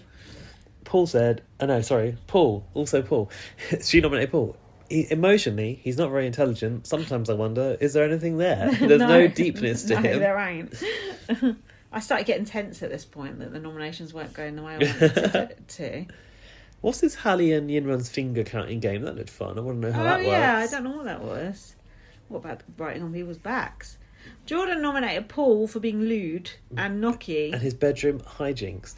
I think he was not happy with Paul pulling people out of the bed. Oh, no, that is annoying. That's assault in my opinion. That's a big no-no. And Noki, nominating Noki as well, just no point. She's never going to be up. No, she's never going to go. But I thought Noki was going to get more because of the way she'd acted. Okay, he said she'd been slightly melodramatic. She acted like melodramatic, he said.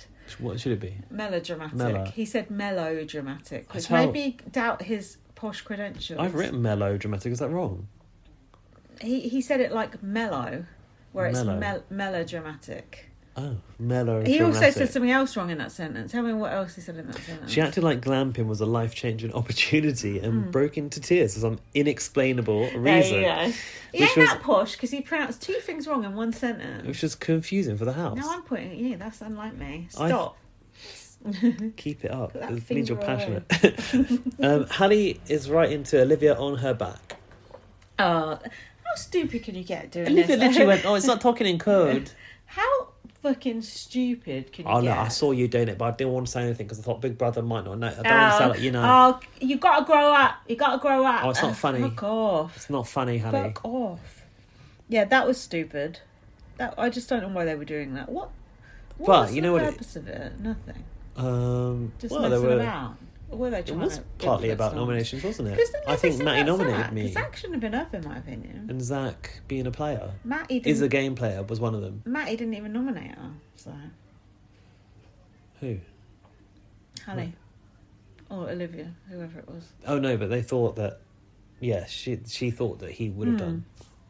It was just so dumb. The thing is, so stupid. I think the what we're seeing here is like, I think talking in code, using fingers to write on people's bodies, it's all been done, right? Like the compact mirror situation, Celebrity Big Brother.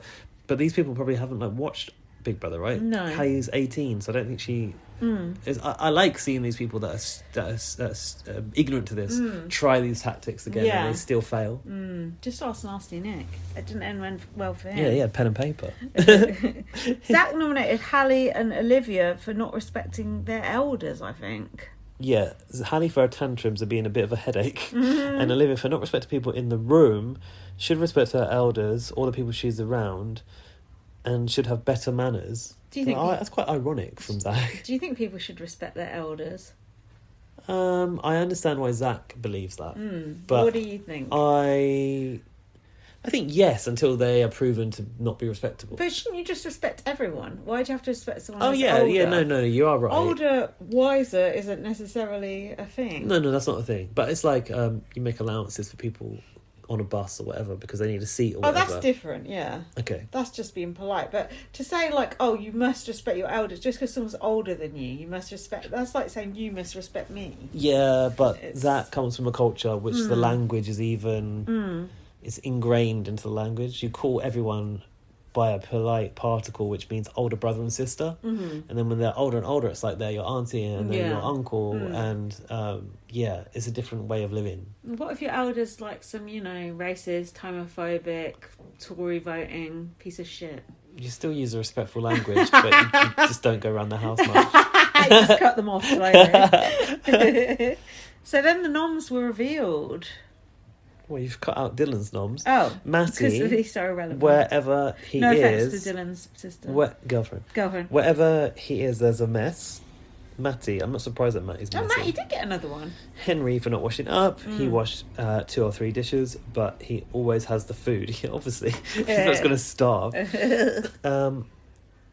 So I've got the tally here. Zach got 5, Henry got 4, and on Jordan, Kerry, Matty, Paul, and Trish all had 3. Do you think they all should have gone up? No. Hallie, Noki, and Olivia got 2. It was Yinran, Chanel, Dylan, Jenkin, and Tom who got none. I'm surprised Jenkin got none. He's fucking annoying. Yeah, me too. People are just overlooking him. Maybe he's become so withdrawn and sad that he's just not noticed anymore. Perhaps they didn't notice him because he was hiding behind a cushion. Is he? Yeah. I remember someone that used to do that. Anyway, Henry will go on holiday if he's the most hated man in Britain. I don't know why Henry is even what's it called? Entertaining the idea that he's the most hated man in Britain. At least he can a shame. Get a club sandwich when he's on out there. Zach said, "I'm excited." Was that after being nominated? Yeah, Henry looked surprised. And Zach said, when you're too real, this is what happens. You've got to roll with the punches. They nominated him for being fake, and he's calling himself too real. He said you got to roll with the punches 2 or 3 times. He also said to someone, "You're not going to lose me, don't worry." Was he talking to Yinman, who was crying over Henry going up? Yeah, Yinman doesn't care if you go. Henry said it's all part of the game, which is true. It's only a game. In the bedroom, what happened? Henry, Trish, Jordan and Yinman were there. What was going on? Henry said, "I think I was hugged by a lot of Judases in there." Oh, the Judas kiss. Jordan said, "They don't know Henry as we know Henry, but the viewers know Henry." Henry was immediately worried he was going. He was like, "I can't stand up against the cool of Zach," I think was how Henry he felt. was, wasn't expecting to go up, I think. When he did go up, he shit himself, because Zach is, on the surface, a nice person. Henry's a Tory. And the problem is, they don't know Henry like we know Henry. Henry needs to go and mix around with the house, because you can't just sit in your clique and be like that. They found comfort in that little bubble, haven't they? Don't work like that. You need to go and mix with everyone. That's almost what backfired on Zach. It's funny, isn't it? It's like almost you can do too little and you can do too much. There's got to be a middle ground. Yeah. And then Henry went to the diary room and was crying, which I thought might be fake. I did not. I thought that was real. What's it? Jordan said, "If they come for you, we'll come for them." Yes, Yinman was getting worried. If we come for you, we'll come for them. I was like, well, that's slightly alliance-y talk there. Yeah, true. He said that he'll be lifelong friends. Henry said he'll be lifelong friends with Jordan. What you said about Henry, I don't think Henry ever thought, I'm a Tory and that's going to work against me. I think Zach is just attractive. He's a model. Yeah. And he's very cool and very, boyish. I think for Henry, don't forget, he is also gay. Yeah. It's quite a threatening... Right, I see, yeah. Character or trope, I feel like, to go against. You just think, I'm just kind of like a not in good shape gay white boy. How am I going to defeat this really beautiful masked man? There's more to the voting public than that. We're not that shallow. As evidenced by the result. And I hope Henry's got a bit of confidence now. But I think, I can see why he'd be insecure against that. Oh, so would I if I was him, yeah. Because on paper... it would be Henry who goes every time. And I thought Henry would go, because the posh person always gets voted out. Always, always, always. Wow. Apart from now. Buck the trend. Noki can't have dairy because of eczema. Is Nutella dairy? I've written, I don't know, to be fair. I wouldn't have assumed it was dairy. They were like, it's chocolate. Chocolate isn't dairy. It has milk in it. Yeah, chocolate has milk in it. Yeah, but cocoa isn't dairy, chocolate becomes dairy because we put milk in it. It doesn't have to be. Oh, I don't know about People this. acted like Kerry was stupid for not knowing that, and I thought that's a legitimate question. My mum used to give me Nutella when I was little, and I just... Did you like it? Sandwiches? No, I fucking hated Nutella it. Sandwiches. And my mum used to say it's just chocolate, but it ain't. It's got nuts in it. So why are you giving it to me? I don't like nuts. So just like... My mum used to give me that. She used to give me cheese spread sandwiches, which is I used to just throw in the bin as soon as I got to school. It's just like... so many packed lunches go straight in the bin. It's like, why are you giving me this shit? Like, no wonder I've got an eating disorder. Like, give me something nice to eat, not some fish paste or something like that. Sandwich that spread. Little patter? Yeah. Little jar. No, thank you. I feel like when I was a kid, I wanted to like Nutella, and I thought sometimes they might give you something with it, like a freebie. So I wanted that. So I convinced my parents, like, can I have it? Yeah. But in actuality, I didn't like it at all. It's just gross. Dan likes it. We have it on pancakes. Is the one time I'll allow it on crepes. I'll allow it. Crepes. Yeah. Crepes. You say crepes and I say crepes. Listeners, it's time to nominate. Away in. Trish is worried about Jordan. Jordan doesn't want to appear emotional. It was over Henry's nomination, was it? Everyone was sort of trying to squeeze the emotion out of Jordan. He was being a bit cold about it, wasn't he? He is too cold, that's why. So do you think his coping mechanism was to go and hang out with Matty instead? Yes. He dropped Henry like a... sack of spuds. Yeah, he did. He dropped him like Felicia dropping off that BB comic.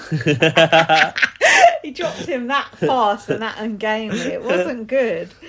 And the main concern Jordan had is he had a lovely pair of boots and then they got a hole in and they couldn't be brought in. Mentioned it several times. This was the first time he mentioned it. No, we've all got a coping mechanism. I wanted to bring them in the house, but they had a hole in and I couldn't. Can't you just go and get them repaired? Have you ever been to go down the cobbler? Yeah, the cobbler. You've probably never heard of a cobbler. It's like, come on. Just lamenting his boots over it. Jordan also mentioned that he was going to go to LSE. That's London School of Economics. Yeah, that's where Jack works. Oh. Going to? He was going to, but he didn't end up going. This was the extended episode, and there was a long scene of Jordan talking to Matty in bed. Yeah, he said that Matty was intriguing. Matty was not really giving back. No. They're trying to make it look like Henry is jealous. Is Jordan flirting? He said, I'm glad to be here. I'm glad to be queer. We're here. I should have written that on a banner for the eviction. Yeah. Jordan's coming out story is invaded by Zach. Yeah, Zach, what are you talking about? Yeah. I'm not really comfortable. I thought that was a bit off. Rude. Like, we're having a private conversation, so could you just fuck off? Also, Zach was imposing himself. Of course, he didn't know what the subject matter was, but it was almost trying to like make it continue. Zach, Henry, Jordan obviously felt comfortable having that conversation with a fellow gay guy, right? Yeah. Mm-hmm. Well, Jordan's bi, but a fellow queer person. Yeah. It wasn't right for someone like Zach to interject. But Zach, I suppose, didn't know what they were talking about, but still, it was a bit awkward. It's like... Plus, Jordan's sort of trying to crack on to Matty, and I feel a bit bad for Matty, because I think even if Matty did like Jordan, which I don't really think he does, if you're in an open relationship, don't you think it's a bit awkward to sort of have a bit of a flirt match on TV? Oh, is he currently in an open relationship now? Yeah, he's in one now. Oh, I didn't realise that. Yeah, because he was saying, he's very much in love with his partner, and his parents love his partner. Oh, yeah, you're right. So don't you think? I didn't think of that. Even if you're in an open relationship, imagine your partner watching that. I wouldn't want to do that. Because an open relationship isn't about that, right? No. Well, it depends. They're different, but that becomes polyamory, doesn't it? Yeah, that's true. I just wouldn't. I'd be like, does someone get a warning? I mean, she was polyamorous. Oh yeah, I forgot about that. I don't know. It's awkward all round, really, isn't it? Yeah. Yeah, and you have to be careful with how people outside are perceiving stuff. So that might be quite awkward for Matty, actually. Yeah, because people are very narrow-minded. Henry said to Jordan, it's all better out than in, which you should take note of. As in, you're not really expressing any emotion about the fact that your bestie, is on the block. Right now. Yeah. He wasn't. I must say, I wasn't a fan of the way Jordan behaved after that. I thought he just was being... It was like Henry had the nomination stink on him and didn't want to be in the same room as him. Yeah. I didn't like that. The next day, he sort of apologised and was okay about it, but I wouldn't forget that if I was Henry. Jordan said he doesn't smile anyway, so people won't expect him to be visibly upset. The opposite to Zach. Yeah. Looks like it's going to absolutely piss it down outside. It's horrible out there, isn't it? Thank God it's not eviction night. Right. Shall we have a break? Yeah, I think we might be having to wrap, because it's actually let's wrap. half an hour until I'm on the telly. Oh my God! We're going to wrap. We're going to watch Gaz on TV, and then I'm we're on going to Picture Slam on BBC One, so episode 6, I think, if you want to catch up on the iPlayer. We must be able to download it somehow, because I've got someone. You got someone on the inside. I got Gary making a recording. Oh, okay, sweet. And we'll be back. We'll be drunker later, and we'll carry on. Bloody hell! Well, we will, won't we? We'll have to. We've got 3 bottles of wine. So. It took me drinking all 3, but we might. Well, God, this is only going to go one way. We'll see you later. Bye. Be right back. Welcome back. Oh my God, we've been through a lot. Haven't we? I've been through a lot. Honestly. Tell the listeners what happened. Okay, the game show that we were on, that we recorded in March last year, has finally been on TV. This year. Did I say last year? Yeah. This year, sorry, this year. Yeah, it's not Big Brother Australia. God, we did film it this year. It's finally been on TV. I'm not going to say the result because people might want to watch it. But we had a good time watching it together. It was really good. You and Dan looked excellent on TV. Oh, thank you. Didn't look nervous. It was fun. He said some funny things. Dan was funnier than me. It was good. Yeah, but Dan was sort of like inadvertently funny in a way. I was nervous though. Yeah, and I was also, you didn't look it though. I was so tired. I had like no sleep. I was in a hotel the night before in which to BBC put us up in. Thank you, because it was all the way in Scotland. Was it a nice hotel? Or? Oh, Premier Inn, it was fine. Oh. Just, it was fine. Not that nice. No, but I'm not going to complain, you know. Like, better than the Travelodge, isn't it? Yeah, is it? Yeah, it is. Like, they accommodated us, they got us there. Like, it was a good time. We bolted it on. We had like 3 or 4 days, didn't we? Yeah. So we got a trip out of it. So yeah, it was lovely. But yeah, I'm not good at sleeping in new places. So I felt like a wreck. And oh wait, hang on a minute. Yeah, I'm wrong. We slept that night of the show. They flew us in the morning, and we had to go straight from the airport. And they wouldn't let me into the hotel, and I wanted to have a shower, and I couldn't because I really wanted to refresh, and I just felt like, oh god, I'm so like gross, and now I've got to go on TV. But anyway, it was a good time, and luckily we don't have smell-o-vision. I had showered before I left the house, but I was saying that I hate looking at my face like agonised, angsting over like what's going to come next. It's horrible watching yourself. Oh, it must be. But I was like looking up all the time. You put yourself in for it. Though. I know I did. I signed it. I signed the waivers. Dan was standing very stiff, I thought. Oh, was he? Yeah. You look more relaxed. He was like this, rigid. But you were saying, like, we've been looking through Twitter.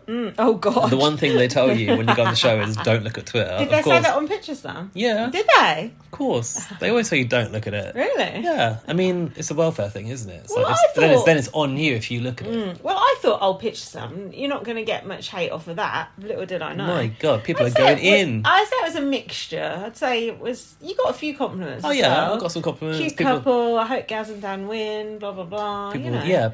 People saying nice things. Yeah, and then we got people criticising our outfits. People saying we were thick. Yeah, why the gays doing this? People calling us the gays. People saying like, oh, British people don't know Battenberg. Someone calling you a smug bastard. Yeah, they don't even know you. I know. God, it exudes through the screen. Little do they know. BBC Light Entertainment. Dear me, put me in Big Brother, then see what it's like. But it did certainly make me think. God, people who come out of Big Brother and they look on Twitter, it must be. Imagine Kerry coming. Right, yeah. So how do you feel now? I feel like, oh well, she deserves it. You didn't deserve it for just being on a quiz show. But kind of do. You kind of, by putting yourself on TV, you do sort of put yourself in the firing line, unfortunately. And there are going to be people that don't like you. And there are going to be people, especially for us as a gay couple, who are going to come at us just for that as well. That's true.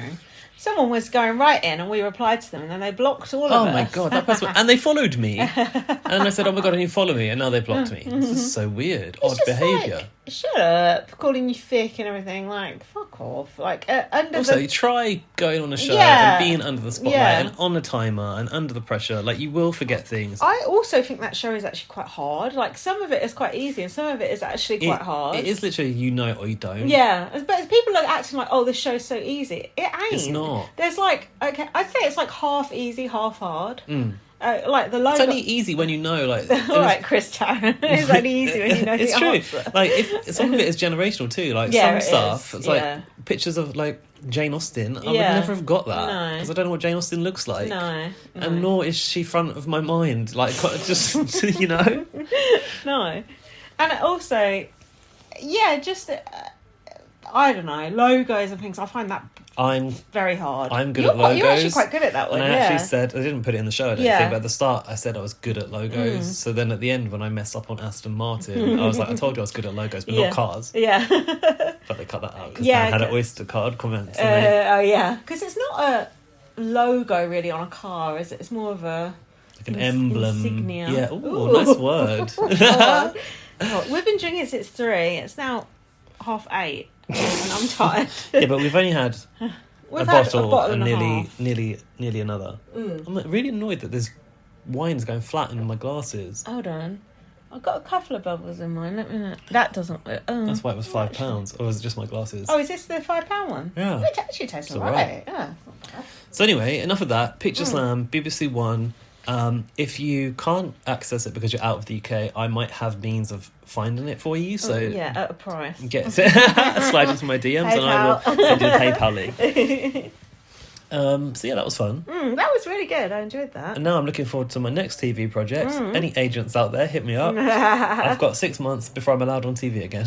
That's so stupid. I don't know, why do they do that? Big deal being on this show. People get sick of you. Get sick of the sight of you. I don't know. It's a bit odd, isn't it? Like to keep you for 6 months. So you're not going to be on Survivor then? No, Survivor never called me back. Well, Survivor's airing the trailer now. Did you actually want to go on Survivor? Mm-hmm. Why Survivor and not Big Brother? Because I felt like Survivor was a bit more like low pressure. Oh, okay. Because it's pre-recorded. Right. And I just thought that it might be a bit like you're not filmed 24/7 necessarily. Well, you probably are. Oh, I see what you mean, yeah. A bit less under the spotlight. Oh, I see. Yeah, but it's harder though because you're bloody starving and everything. Yeah, I also thought perhaps I could, get my abs back. Maybe. But yeah, I think I need to be a stronger swimmer because you shouldn't admit you're an average swimmer when trying to apply for Survivor because someone in the casting team might decide that you could possibly die and that's not a good idea. Sometimes I like putting people on there who can't swim. Well, honestly, make fun of them. To be honest, not everyone that you see go on Survivor in the US is like fit, right? No, I mean, Cerie's not exactly a fitness person, is she? She's normal size, isn't she? Yeah, it's funny. I've been going swimming a lot since I got my new car. You'd be fine. You're a strong swimmer. You could go on Survivor. I'm a bit slow. Sometimes I like to overtake the old ladies and feel better. I beat you. Having a race when the other person doesn't know that you're actually racing. Fun, isn't it? The other thing is that Survivor's prize used to be £1 million and now it's like 100k. It's pretty crap, to be honest. No money in the game shows anymore. What channel is it on BBC? Yeah, enough said.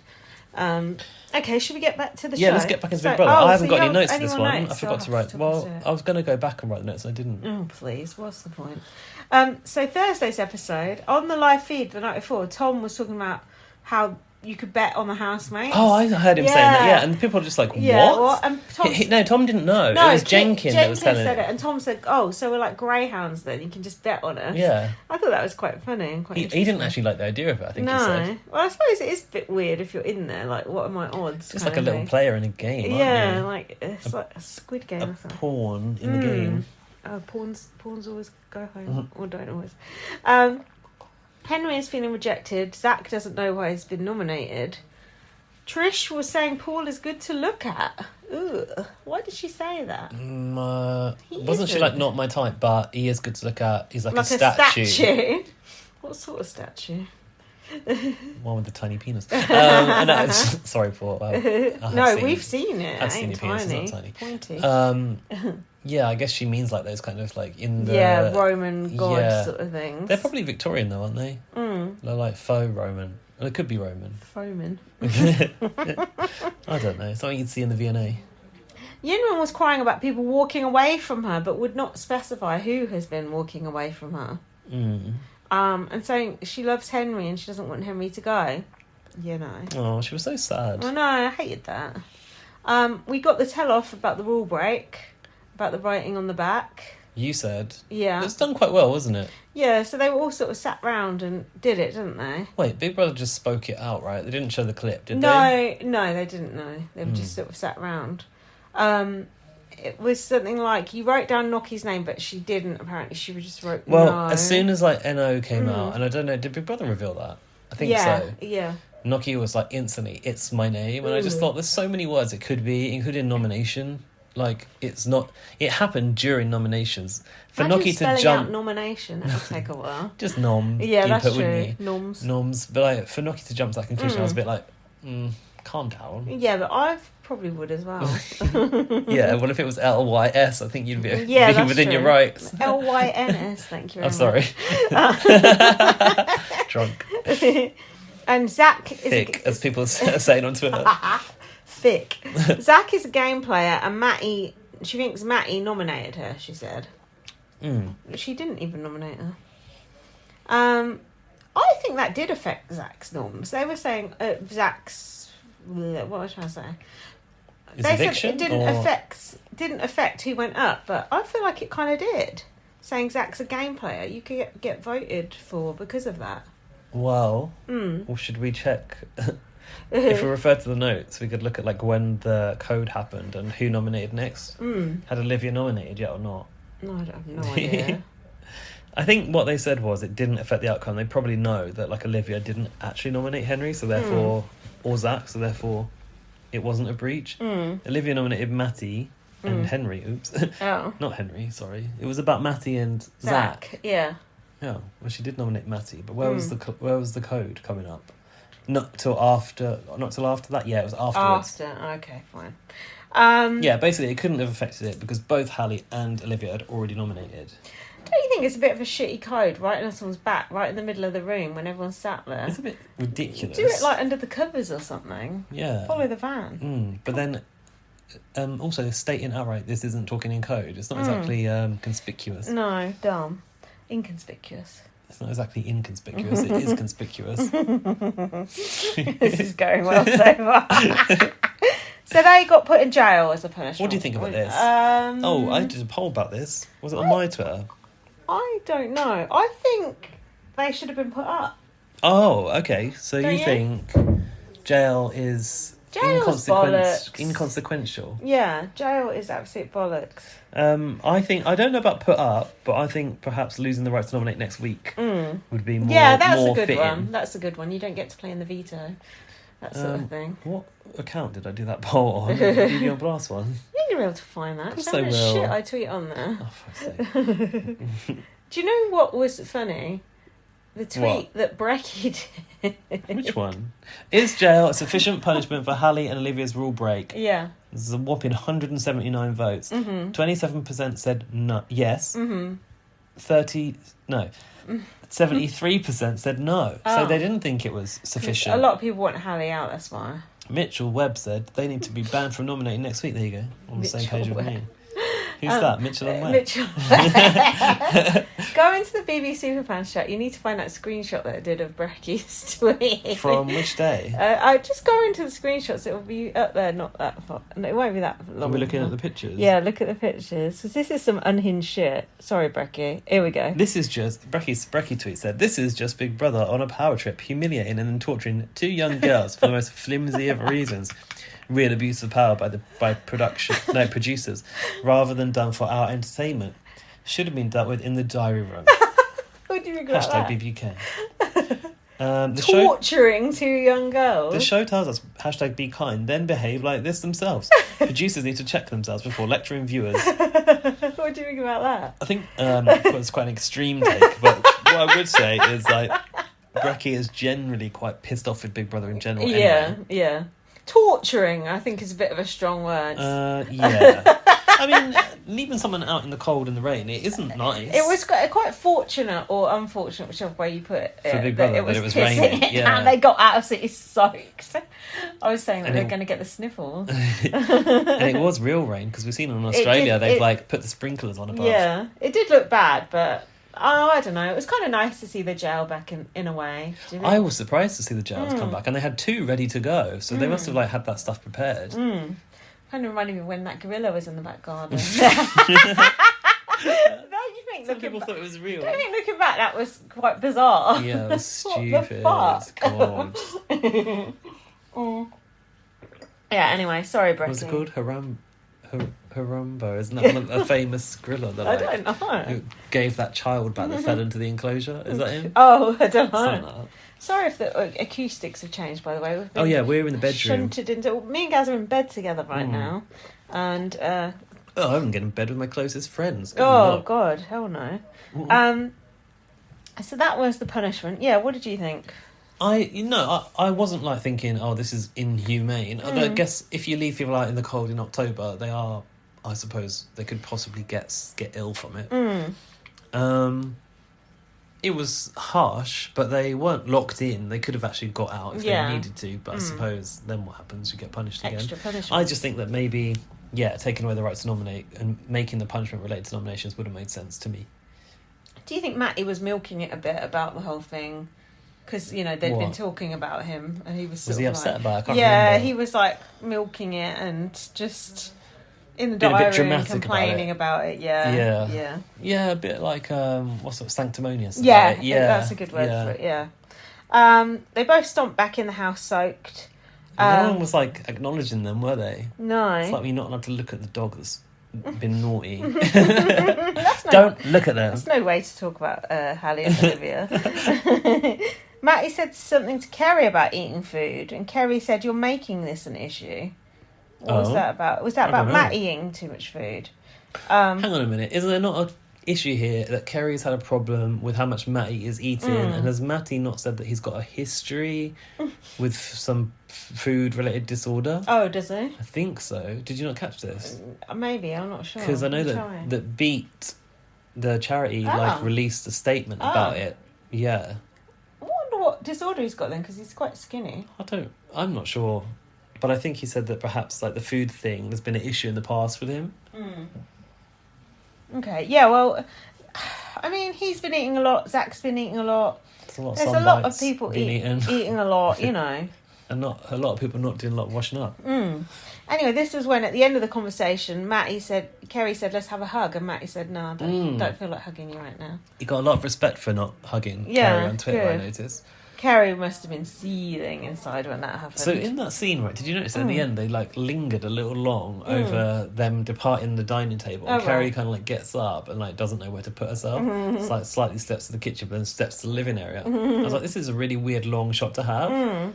But at the same time, I was like, are they just trying to show that Kerry feels really awkward about this? I don't know. I thought on that extended episode, they had a very long conversation with Jordan and Matty. Like, felt really long, the bit they showed. The bit before Zach came over and interrupted. Yeah. I felt like... Why? Sort of like a scene off of 90 Day Fiancé, because they do like a 10-minute sort of scene. I'm not used to that on Big Brother. It's like... Why is this going on? Like, why has this episode been extended? Why is this going on so long? Because it wasn't... I mean, it was interesting, but it wasn't anything... It's supposed to be because of the nominations fallout, wasn't it? Right. I don't get that. But I do like the fact that they have the flexibility to extend the episode if they need to. Yeah, I guess because it goes straight into Late and Live. And to be honest, I just think make the show an hour and 15 in as a permanent thing and put Late and Live 45. I don't think you need a long time of Late and Live. No, the only bits I watch on Late and Live are the clips of the next day. I don't watch any of the rest of it. My thing with Late and Live is they're not showing enough exclusives that you're not going to see. They keep showing bits you've already seen in the show. It's just the same shit that you see the next day. That's what pisses me off. Or even that you've already seen that day. There's so much shit to show from the day. So why are they showing... Every time I watch the show the next day, I'm like, oh, I've already seen this bit. They always do it. It's so stupid. I don't know why they do it. It annoys me. I'm not sure, but I think that show just needs a bit of work. Yeah, it's not working. So then Hallie went around doing a bit of an apology tour to everyone, saying, sorry if I was acting like this, blah, blah, blah. Kerry was having a go at Zach. I wish I'd written better notes. I didn't know this is the Kerry found out that Zach told Matty that Kerry was bitching about Matty. Right. And then Zach was like, you know... it sounded like you were bitching, and she was like, we were, right? Oh. Isn't it that conversation? Yeah, it could be. What have you written about it? She called someone the perpetrator, which I thought was a bit strong. And then she said, he's a fucking vegetarian about someone. I was too busy trying to think of funny tweets to write, to do my notes properly. Oh, that's why. I was writing some good tweets. A Morrissey gif on the Bill Blast account for approximately 2 people to understand. Great, I wish you'd written the notes instead. Yeah, but those 2 people laughed heartily at that. Says he wasn't writing notes because I was probably eating dinner. Who did she say? He's a fucking vegetarian about? Matty, I guess. Right. Like, she's mortally offended by someone being a vegetarian. Yeah, because he shouldn't be eating so many crisps. Oh, God, she can't win. At least he's not eating the lamb chops late at night. I think what happened here was, like, Zach heard...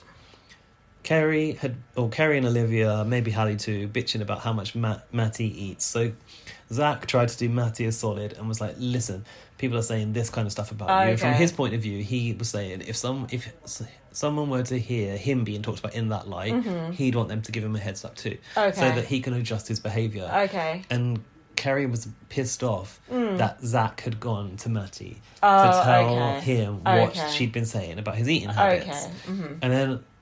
add on to this, I think that this is the only reason that Matty knows, and this is impacting Matty because Matty has a strange history with food, as far as or a difficult history with food, if I'm correct. But then Zach was like, "Yeah, but you know, it sounds like you were bitching." To which she was like, "We were," as if that's okay, as if it's that that's fine. So but the problem is that you went and told someone else about it. Right, got you. So at no point did she say that was wrong. Do you know what I mean? No, of course she wouldn't. That's not her style, is it? That's all I got from that episode. Oh my God. We're done. No, we're not done. We've got the eviction. Oh, have we not talked about that in depth? Okay, sorry, let's go on to the eviction. No, we haven't. Gaz in the audience is the first thing I've written. That picture that you took of us in the audience, it looked like it was stained glass or has some sort of like filter on it. Like, how the hell is it so bad? I don't know. Were we small? Yeah, you were far away. Have you not watched it back yet? No. Oh, you should do. My bugbear here, you know this. God, not me on ITV2 and BBC One the next day. Sorry. Hallie apologising whilst brushing her teeth. Why? Oh God, I didn't notice. Why not just finish brushing your teeth and then have a fucking conversation? What's she apologising about now? Still apologising. She explaining this is what happened when I did the back, writing on the back. Maybe, I don't know. Still, her apology to it spanned over 2 days. Now, this pissed me off. You're going to have to talk about this, not me. This BB's foul fast food task. Yeah. This ain't for me. It actually makes me feel ill, things like this. I couldn't look at the screen. I didn't write anything down because it just made me feel sick. What do you think? So, this task was to win a takeaway. They had to run Big Brother's foul fast food, right? And Jenkin and Chanel were the chefs in the kitchen. Tom was like the delivery driver or whatever. Yeah, delivery boy. And then the messenger boy. The messenger boy. It came true. And all of the orders were written out on the wall, and it had like who it was for and where they had to eat it. So this was a bit like the whole telling them where to eat it. Like, I get it. I was wondering that. Why were they eating it in bed and in the bath and stuff? The bed one was the worst. Yeah, that was because disgusting. The thing they had to drink was like cheese, Brussels sprouts, broccoli, and some, I don't know what else in that, in a shake, tofu or something, and then they were like spewing out all over the bed sheet. So I was thinking like, oh, that bed sheet is going to be like gross now forever. Do you like watching people throwing up? Because I don't. I don't. I mean, this. I did ask Lewis at the time, like, what do you think about an eating task on Big Brother? Because it's a bit more of like an I'm a celebrity kind of thing. Lewis said he didn't mind it, and some of the stuff he actually thought didn't sound too bad. And I thought the same. Like, some of the things weren't that bad to eat. At least it wasn't like, you know, a brain or guts or whatever like that. Good. That's not Big Brother. But Big Brother eating, like chili eating way back from, never forget Mikey eating the chilies, and that was like Big Brother 9 when it all started. And Marcellus and the chicken livers on BBUK. Ew, gross. That sounds vile. That was vile. Like, I mean, I'm not a big fan of it. I don't think it's particularly funny either. No, it went on for so long, and also people kept going, But this was genuinely, right? Oh, I just can't stand it. I do agree. I think you said, or someone said, that the kitchen looked good. Like the detail. Yeah. The attention to detail was very good. Yeah. So they're obviously spending a few quid on the task, which is nice to see. Yeah. But just the whole thing, I just couldn't look at the screen for about half an hour, which was unfortunate. I think what this task says to me was like, it's the eviction show, and Lewis said this actually. They want the eviction show to be entertaining and funny, so that's why they put it in. Because the task consumed a lot of the reality from the house. But I would have rather have seen Henry like sweating it on the final day, or Zach's last didn't really, moments. did you? Didn't really get to see it. Didn't see any of it. So yeah, and like packing his bag and stuff like that. Yeah, and saying goodbye, and it just didn't. No, it wasn't for me. So the next thing that happened was they showed the rule break on the screens. So I don't really get this. So Hallie broke the rules by explaining how she broke the rules last time. I didn't really understand that, did you? Yeah, it's because her explanation was saying how she thought Matty had nominated her. And you're not allowed to talk about nominations. So by explaining, and Big Brother said, like, you know, Big Brother recognises that this was like unintentional. Inadvertent, yeah. But nevertheless, we have no choice. Big Brother has no choice but to punish you. I think this is a bit harsh. Don't you? I guess you could argue that Big Brother could have stepped in while Hallie was having those conversations, but I guess they'd rather it just happens than they get to punish her again. Don't you think? Did somebody get a warning? What do you think about the punishment? The sandwich board? Sandwich board of shame. I like that name for it. It wasn't much of a punishment, really, was it? Not really. Just people throwing things at her, and that was a bit unnecessary. What were they throwing at her? I don't know, balls or something. What about her hair when she took the cone off? How did she do that? It was like all over wrapped around the cone or something. Yeah, it's a bit fun, I suppose. It wasn't anything, but they did say, "Oh, if you break the rules again, ... But they severe consequence, but they didn't really say what. No, they were just like, "You better not do it again." At least she actually said sorry to Big Brother this time, which is more than she did during the first reprimand, and she didn't really say sorry. But Olivia did, didn't she? They were like, "Stand up and have you got anything to say?" kind of thing. I do think Hallie is getting so much shit on Twitter, and I honestly do think a lot of it is transphobic, because I know she is throwing a straw up and having a temper tantrum, but she is just a teenager. I do think she's a nice person, and it kind of annoys me. I feel like people want to dislike her because she's trans. What do you think? I think I'm the opposite. I want to like her because she's trans, but like, I'm finding it harder to like her than I thought I was going to. Really? Yeah. Because, like I said before, like, I thought the case to win is really strong, but actually, like, from how she's sort of acted in the house, she's not that backable. To me, her and Zach both went in with every opportunity to win. Like, she had the public behind her. He's like a good-looking guy, you know, seemingly easygoing. The fact that both of them fucked it up so much is like an own goal, really, isn't it? That you had everything going for you, so why are you ruining it? It's not like someone like Yinran who has to sort of work to get people's affection on side. Right. People like Hallie, who's got that built-in backstory, and Zach, who's, you know, a good-looking, charming, straight guy. Yeah. You've got that built in, so to blow it is just stupid. Interesting that you think that about Zach.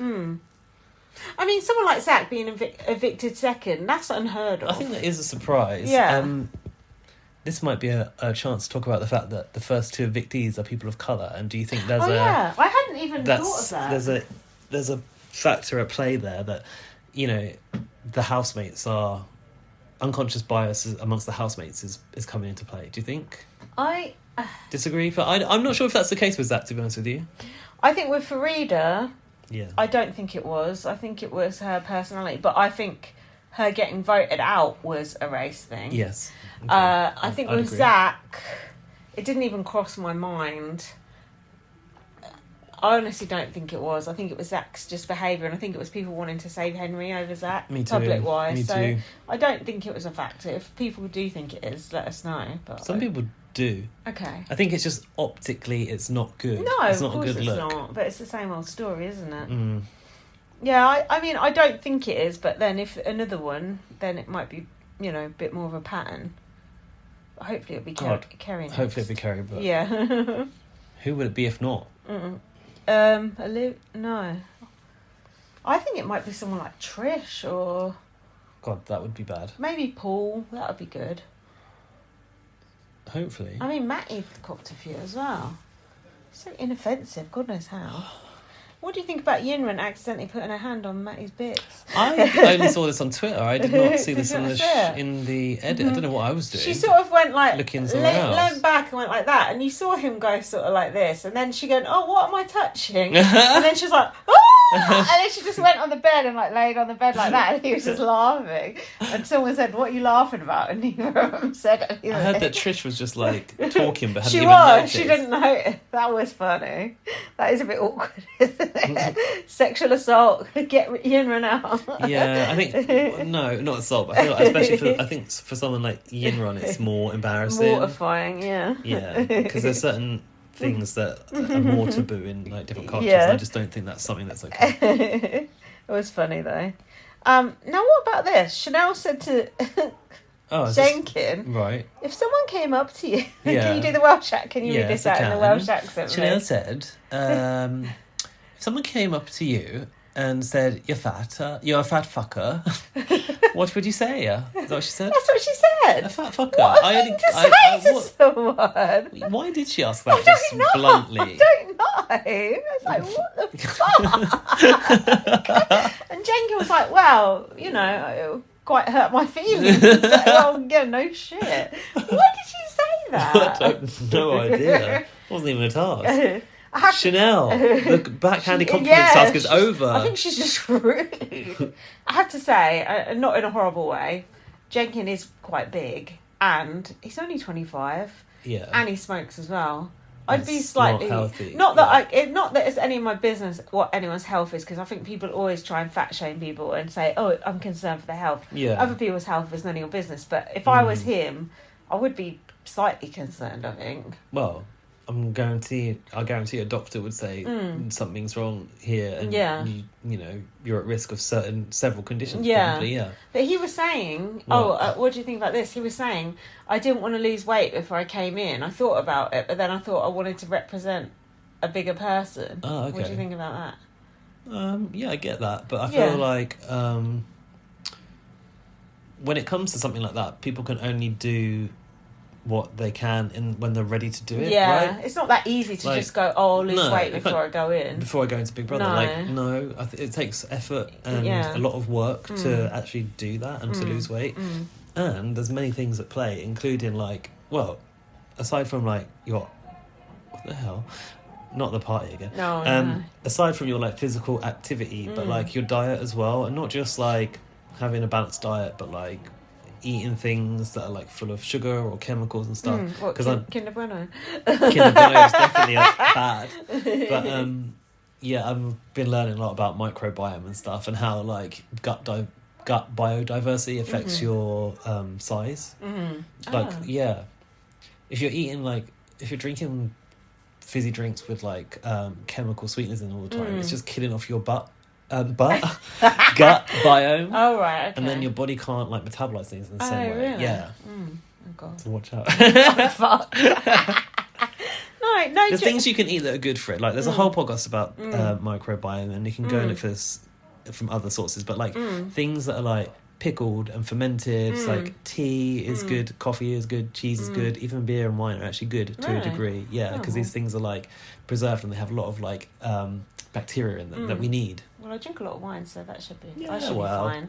I don't know. I do feel for him, because it must be. I think it must be hard, being the bigger person in there. Yeah, it's hard to be the bigger person in the Big Brother house. You're right. Plus, I feel like I'm being mean now, and I'm not meaning to. I feel like those glasses don't really help. Oh, it must be blind to the back. Yeah, his eyes when are you ginormous. when you have glasses, it looks like a little emoji. And don't get me wrong, I'm blind as a bat as well, but my glasses make my eyes look really, really small, like a little mole. It doesn't look good. It's the opposite. Yeah, it doesn't look good either way. But I do feel a bit. I wouldn't say I've warmed to him, but I don't mind him as much now. I think what's weird about Jenkin is I think he probably entered the Big Brother house expecting to be the life and soul.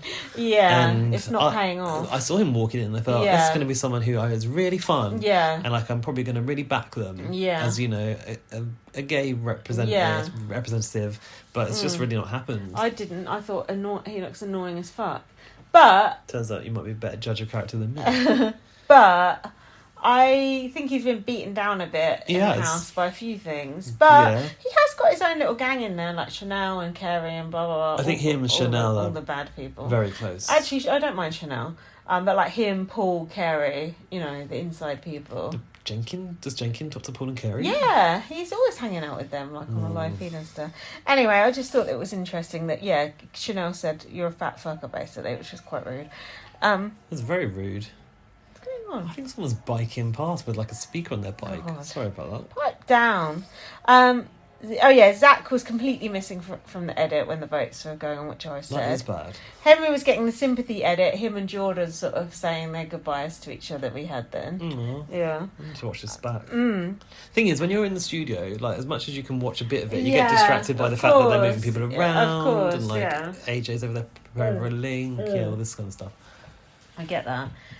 So in the garden, it was pissing it down. Tom had a brolly up, but he'd not put it up properly. I feel like he needs some help. Was it broken? And where did he get that umbrella from? Why don't they have an umbrella? Who takes an umbrella into the Big Brother house? They must be given to them, right? Maybe after the camping tours? Should be a Big Brother branded umbrella. They should be clear, usually, Big Brother umbrellas, so you can see people through them. Chanel had another zinger up her sleeve.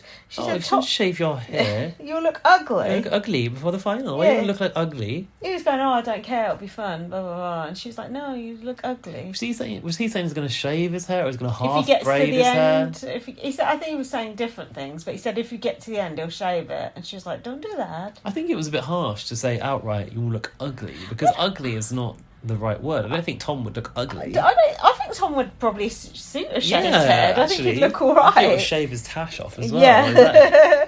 I think he'd look all right. So then we had this thing about the gay club, which he was talking about that. Oh, Jordan was Matty. asking Matty. Do you think this was Jordan's way of flirting? Well, I had a disagreeing opinion on this on Twitter with someone. Oh, did you? Do you think Jordan... So that Jordan was going, what sort of clubs do you go to? And Matty said, so I go to some clubs that have the dark room, which I presume is like a sex room, right? Yes. The dark room, people can do whatever in the dark, right? Have sex. I mean, straight people have those too, but, you know... and then Jordan was like, "Oh, you actually go in those, do you?" And but I don't think someone on Twitter said, "Oh, Jordan's like trying to shame Matty," but I don't think he was. I think he was like more curious because Jordan said he'd done like threesomes and stuff anyway. Do you think he was coming across like judgmental about it? I think the problem here was that I think that actually Jordan was trying to get handle on what Matty's interests are sexually, right? And Matty sort of said didn't want to talk about it. He sort of said that he went into the dark rooms for a second. Then he realised he's on TV. And then he was like, actually, I don't want to admit this. So Jordan kind of pushed him. Yeah. I don't think he was trying to shame him. I think that it was flirting to a degree. Yeah. I just think... Yeah, I don't know. I just think... Jordan's... I think Matty can tell that Jordan likes him and He's trying not to sort of... backing off. Do you think he's... Yeah, I think Matty's trying to not, like, lead him into a false impression, don't you? And you know why that is? Why? He's got a boyfriend, all right. But the other thing is that Matty was also openly talking about his relationship and stuff, so perhaps Jordan thought that Matty's okay to go there. Was that public? That's the thing. You need to know the rules of the open relationship to know what is and isn't okay. Do you know what I mean? Because some people... would sleep with their friends or whatever, or some people would only sleep with strangers, or, you know, there's all different types of open relationships, so hopefully we'll find out more. The thing is, like, people want to go into the dark room, that's literally their business, isn't it? Basically, isn't it? Oh, I don't know, I've never experienced it, but from what I hear, potentially. When I was going out with... I've not seen where you're going and, like, tripping over things. Is it literally dark? Yeah, apparently you can't see anything. Well, when I was going out with someone, my ex-boyfriend, he said, like, you go there and there's, like, kind of, like, chicken wire and you can look through and see what's sort of going on in there. Oh. So I don't think it's totally dark. Also, I've been talking to a lot of people lately who go to sex clubs and orgies and things. Sounds like my worst nightmare, to be honest. It's more common than you think as well. God, I honestly couldn't think of anything worse. All those naked people watching them. Yeah, the idea of like you have to walk into a club with your clothes off. Oh, no, thank you. I just, no, not for me, thanks. I'm British. Can I keep this note? Oh, all right, I'll go. And just like people coming onto you are ugly, or and people touching you, or no one coming onto you, even worse. Oh God, no. But in the dark, like, how do you know if people want? I guess you sort of like by stepping through the door, you've signed the waiver, right? Just feel around. Everyone can touch you. Yeah. Oh no! Fuck that. Oh no, I don't think it could be that dark. If anyone's been to the dark room, can you let us know? How dark is the dark room? Yeah, is there a UV light in there? I know there's always like techno playing and stuff. It's got to be a fire exit light. So then they were showing Zach being nice, but only after the vote is closed. It's nice to be nice. I know what you mean to the others. Oh, Zach said, to Henry. I want Henry to stay because I know what you mean to, That was actually quite sweet of him to say that. It was quite noble to say that. And I think it was also perhaps preparing for the worst on his part. Do you? Yeah, probably. Matty was talking about Jordan in the diary room. Oh, this is where I said I feel like BB doesn't ask them probing questions anymore. He was just sort of saying, yeah, we're friends or whatever. I can't remember what he said to her. And then Jordan at the end was talking to someone he said he admires Matty. Who was he talking to? My notes are absolutely perhaps Big Brother. My notes are absolutely shit. Perhaps maybe it was Big Brother. I admire him. That's it. What about anything from Zach's interview? Did you watch the interview? Yeah, I did watch it. I actually thought it was better than Farida's interview. Really? Did you? I can't remember a thing about it. So one thing I noticed was that the both of them looked very nervous. So we obviously you probably didn't see it as much. Did you watch the interview from outside the house then? No, we got booted out already. Oh, right. Annoying. But so you go down there, you don't even get to see the interview anymore. Yeah, that's stupid. That doesn't work. So while we were at the house, we had got a chance to see them sitting on the sofas for quite some time, right, on the side by side, and they both were like really dry mouthed, like a lot of lipping. I think they were lip licking. I think they were both very nervous. Why? Why would they be so nervous? Because it's a sort of what's the word? Nerve-wracking thing to have to go out to the public, right? And this is what I want to know. One thing I really want to know is, are they playing crowd noise into the house during evictions these days? Because we've not heard it, have we? Well, we haven't heard it because they don't start live feed until an hour later, right? Oh, what did they do? Did it used to be on at the same time as the show then? Yeah, so that they can't hear the sound of the crowd outside. Oh. But I realised on the launch show when Yinwen went into the house and they were playing musical statues or whatever it was, you could hear the audience laughing from outside. So that sound will leak through. Right. So I wonder if they could hear a bit of like booing or whatever, and they'll both get a bit nervous about it. Right. And then when they went to talk to the house, when they said Henry and Zach, there was a cheer and a boo. So I felt quite sorry for Zach, because I know that walking into the house he got really nervous as well. He said that when he went in, and that might not have been in the show, but he was being like, he was quite surprised at how nervous he was once he hit the actual crowd. And I just thought like although everyone cheered when he came out, and Will and AJ were standing on the sideline next to where I was, and Will was like, because people had booed and chanted, right? He was like, "You're going to cheer Zach, aren't you?" And I was like, "Yeah, we're going to cheer Zach." Yeah. Like, there was no question that I was going to cheer Zach. Yeah. But I felt like he wasn't able to process that he was actually being cheered. Right. Because he was so nervous from being booed already. Right, okay, yeah. He shouldn't have been booed. He didn't do anything worth booing. Well. Not really. No, but it's the whole, how do we show who we want to stay and go, no? Yeah. I don't think there's anything in that boo. I think it's worse if he came out and he got booed. If he's done something wrong, like if Kerry comes out and she gets booed, that's legit. Yeah. But in terms of who do you want to stay and go, how do you say yes and no? It's cheer and boo, that's it.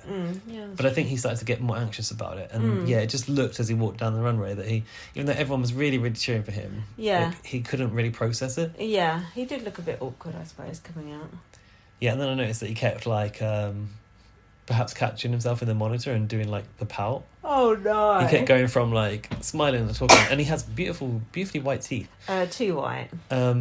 But every time he caught himself, his face would slip into a neutral expression. The ASOS pose. Yeah, exactly. But yeah, I thought his interview was better than Farida's. I can't remember a thing about his interview. Me neither. But anyway, I did watch it though, but it just goes to show, eh? So yeah. What did they say was coming up? They will have to tell each other how they really feel about each other. Something about spilling the tea. I'm not really sure about this. Spilling the tea. Come on now.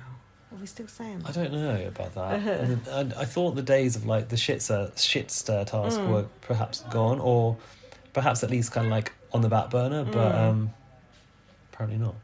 Good. I like the shit stir task. Do you want... There's more wine. Let's have a break, because I need to put some eye drops in my eyes, because my eyes feel like sawdust. Okay, when we come back, we'll be going into the inbox. You can email us to bbunpluspod@gmail.com to share your views. See you in a bit. Be right back. Right, it's time for the inbox section. Why has that done that? I don't know. I think it's okay. Okay, everything's fine here. And the first email is from Laurie. Okay. Same joke.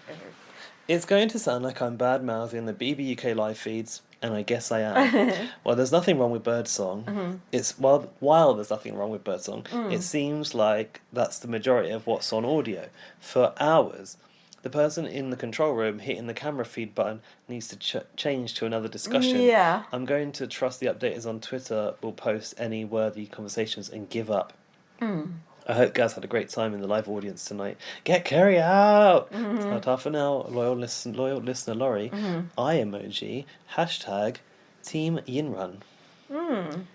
People have been saying there's been a lot of Birdsong going on the live feeds lately. Oh God, there has. And my feelings are that I think Big Brother is using Birdsong to cover more than just the legal bits. What do you think? Oh, like what? What? Things like who's up for nomination. Oh, right.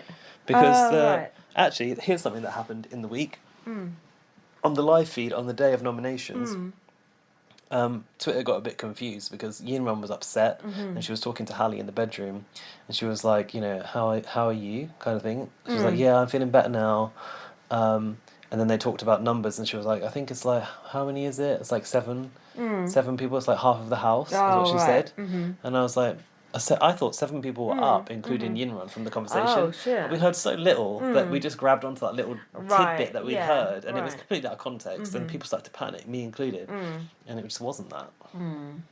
Well, if you can find a way somehow to watch the live feed somewhere else, what I do is I watch the live feed at the time, and then I watch yesterday's live feed when the birdsong comes on. It's like double whammy, a live feed sandwich.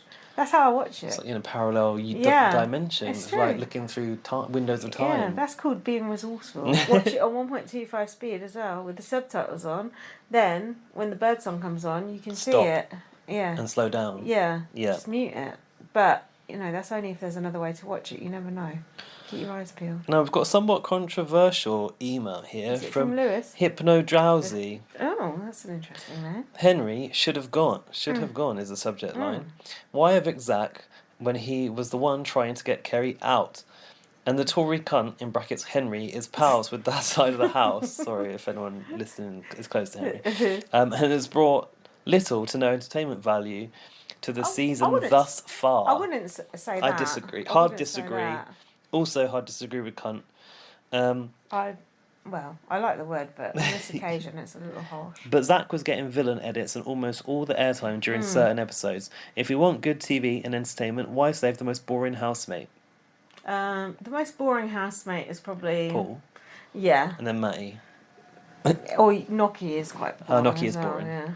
Noki's very boring, actually. Yeah. Although she did have the little, dairy-free meltdown, I suppose.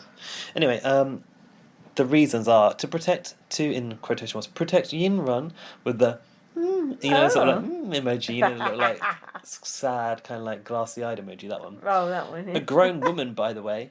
Ooh. To, in quotation marks, keep his ship with Jordan, and then the emoji. A grown man, by the way, and he doesn't even like Henry romantically. With peace and love. A viewer. White love heart emoji. That's almost poetic. I like the anger in that email, and then with peace and love at the end. Yeah, because it's incongruous. Not aimed at us. No. Just, venting. Venting. Feel free to vent. That's what we're here for. Well, I disagree, but I respectfully disagree. The thing is, I do sort of see what you're saying. Because I did, when people came at me and was like, where has Henry been entertaining? And I was like, actually, I don't have that many examples. But if you listen to earlier, you do know why we want to maintain Henry as a part of the 4. I don't have that many examples of Zach being entertaining either. I don't think Zach's entertaining at all. Just being winding people up and being slightly misogynistic. Honestly, if I wanted to keep Zach in, the main reason would be because he's like a good-looking boy, and that's not reason enough for me. And I did want to support him because he's Thai too, but I had to draw a line somewhere. Line in the sand. The line in the sand. Thanks for the email, though. So Letargo's here. Lindsay don't like baked beans. Flip a table because of this information. Mind that table. We're not paying for a new one. Well, another tumultuous week, especially nomination day. Zach and Dylan fucked up because I thought Kerry will most definitely be nommed by them two, but she got away with it. And I would have got away with it. But after the crowd chanting on Friday's fiction show, will she persevere for another week? No. Zach had to go because of his wrong nomination. Even though he was a good housemate, sacrifices had to be made. And I bet Noki will be missing that Asian dick for some time. Letargo, Jesus, I'm just going to read this shit out. Is she single, by the way? Asking for a friend called Letargo. Also, this is my shitty attempt at doing a Jordan impersonation. Thanks, you guys, for everything. LT, aka Towie's personal assistant. Let's have I want to hear this. Listen. Hello, BB on Blast. This is Jordan coming from the Big Brother house. This is terrible.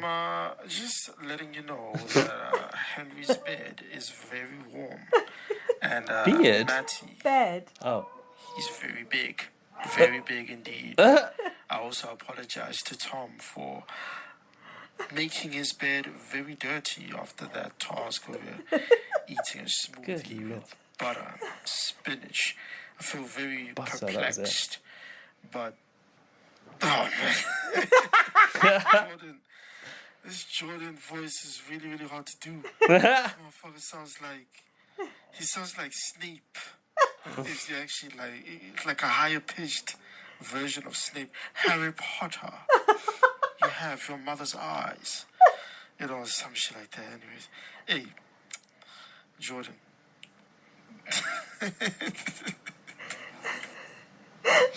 Is that the end of it? Yep. That was probably the worst impression I've ever heard. That was worse than our impression, so that's saying something. I must try harder. I do respect you for giving it a go, though, send more impressions. 10 out of 10 for commitment. Execution, not so much. Send one to Kerry next week, Latago. Yeah, I think probably more in your ballpark. Is that the word? Ballpark? You said that. Yeah. Next is Lane. Oh, Lane.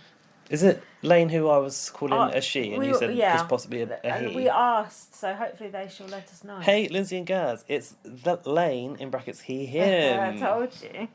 I've lost interest in BB25, but BBUK is really hitting the spot. Ooh. Everything I know about British culture is from watching Big Brother. What a lovely country you guys have. I love the energy of a live eviction. The booing and chanting is music to my ears. Yes. Vote to evict is more dramatic, but I agree with Lindsay that vote to save is better for the show. Yep. Evict the deadwood. I enjoy Olivia, but she will probably go as soon as she goes up. Yep. This is the worst eye in BB history, but whatever. The dynamics of the house are interesting. I'm not so bothered by Hallie's behaviour. When in the Big Brother house, throw a tantrum. It's better than the do-gooders who try to act righteous for the cameras. It was funny how seriously everyone took the rule break. Love this show, and you keep being British. We'll try. Well, we can't do much else. Thanks, Lane. Oh, that's nice. That's nice that you enjoy UK Big Brother more than American Big Brother, because obviously, this format is where US started, and they've thrown it out long ago. Yeah. But it's nice that it appeals to some people. Both have their charms, but I think it's a novelty to watch the foreign Big Brothers, isn't it? It's a novelty for us to watch the American Big Brother, because it's different accents, different types of people, different culture. We learn about, different foods and, I don't know, different things. Yeah. It's interesting. I guess you become accustomed to it after a while, though, don't you? Yeah. I'm not really surprised by things in American Big Brother that often anymore. I don't No. Gas in attendance equals unruly, hateful audience. This is from Nick Snow. Only kidding. We know if Gaz was leading the boos and chants, it would have been get Matty out, get Matty out. Question, does the Big Brother voice never give out any simple warnings like in the US? For example, during Olivia's horrendous singing, Mr. B would have said, Olivia, please stop singing. No, that's not true. Because Please Stop Singing is about commercial music, isn't it? And Big Brother would have to pay royalties. Is Olivia making songs up? Olivia's an original song. Oh. It's time to nominate. But no, they don't have those sort of recorded things like your Big Brother has. Don't they have put your microphone on or something like that? No. No? Okay. They would just, whoever's on duty would have to say it. Oh, right, okay. So no, I think it's a shame that's all you have in America. Anyway, when Hallie and Olivia were writing their forbidden secret messages, a quick stop that would have been good. Stop that. As it wouldn't have necessarily outed what they were doing, even though they were very loudly spelling things out, but it would have served as a less formal warning. Yeah, I mean, that's not the purpose of UK Big Brother, is it? Big Brother would rather... The entertainment comes in people being tripped up and being punished. Yeah. I see the game player stigma is alive and well in this new version of the show. It's hilarious when people get so offended by that term, especially while a BBUS season is still ongoing. Yeah, it is. Where we bash housemates for their lack of gameplay. Speaking of this major difference, I cannot believe no one from Rap is covering BBUK this season. I can. Obviously, Taron would never, but such a shame. Yeah, he thinks it's boring when there's no comps or anything. God, imagine thinking that our version of Big Brother, the pinnacle, the creme de la creme of Big Brother is boring. Get a grip, Taron. All these tasks are kind of reminding me of hearing Jeff Probst speak about Survivor production, adding in a lot more twists and advantages. Because, sorry, it was notifications distracting me. Stop. Survivor production added in a lot more twists and advantages because they couldn't trust that the players would deliver good enough TV on their own. Oh. All these tasks. Yeah. What you're saying is there's so many. This is what I said. Yeah. Big Brother's putting in so many tasks just to make the show interesting. Right, yeah. What's interesting is actually the most entertaining episode was the one day they didn't have a task last week. Yeah, of course. Why even have a casting department if you're not going to trust them to put together an entertaining group of characters? Annoying, especially when it's things that literally nobody wants to watch, like people puking in bed while eating disgusting food concoctions. Thank you. Also, what is the date of the finale? I feel like they're going to have to do 4 out. I know this already. It's the 17th of November, and the reason I know this is because I have a ticket to see Jessie Ware on the same date, and I will not be going to it. So if anyone wants a Jessie Ware ticket, please let me know. I feel like they're going to have to do 4 out, none in at this rate. I said that to someone on Twitter. It might have been Nick. Have you all placed any new bets now that you've had a chance to watch everyone for a while? No, I've already thrown £10 away. Sure wouldn't have bet on a potential Jordan Matty showmance. No, I'm not betting again. Did you sort out your bets with... No, I didn't. You should try. I should message them. Isn't it like now too late to bet? No, you can still bet. It's just the odds will have changed. But if we look like we're going to lose... I mean, what we're going to get for Yin Run? Oh, fuck all, yeah. There's no point. But you would get some, though. You get something, yeah. So it's better than nothing. You could put £100 on Yin Run and you probably get £120 back. Well, there's no point in risking that much money for £20, is there? No. What's going on? No idea. It's really distracting me too. Sorry, there's some background noise happening outside the studio. Outside the bedroom. Anyway, that's the end of the inbox. Thanks for all of your emails. That was really good, actually. Sometimes, although some views were controversial, it's nice to have the opposite view, isn't it? All views are welcome on BB Blast. Yeah. We're equal opportunity. Anyway. Follow me on Twitter, @VN. Follow me on Twitter, @BB_Superfan. Follow BB on Blast, @BB on Blast. Also, please follow our Instagram, because that's where I'm putting all of our stories about BBUK. I feel like you still need to upload some pictures to Instagram of our previous pods. But that's an aside. What, the old BBUS ones? No, what about last week's BBUK ones in the anoraks and everything? Done it already. Oh, did Not you? watching, are you? Lindsay is not always watching. No. Read my book, First Aid Kit Girl, and have an argument with this on Twitter. Why not? And watch me on Picture Slam on BBC iPlayer. Yeah. Next week we'll be back we'll be watching The Eviction together. Will we? Yeah. You're coming around my house on Friday night. Oh, okay, yeah. We're watching The Eviction together. We'll be doing our BBUS podcast as well. We're going to be doing 2 podcasts in one night. Oh, I'm over-promising and perhaps under-delivering. Okay. Yeah, so tune in for that next week. And in the meantime, don't forget, get Kerry out. Yes, do your thing, BB.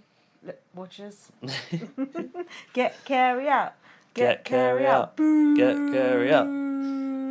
Bye. Bye. Thanks for listening. Thanks. At Sleep Outfitters Outlet, great sleep is a big deal. Save 40 to 60% every day on every Sealy, Stearns & Foster, and Tempur-Pedic. Queens as low as $249. Customer exchanges, closeouts, and floor samples. Inventory changes daily, so come in for your dream deal today. With no credit needed financing, expert advice, and up to 60% off retail, it's never been easier to get the sleep and savings you deserve. Go to sleepoutfittersoutlet.com for financing details and to find a store near you.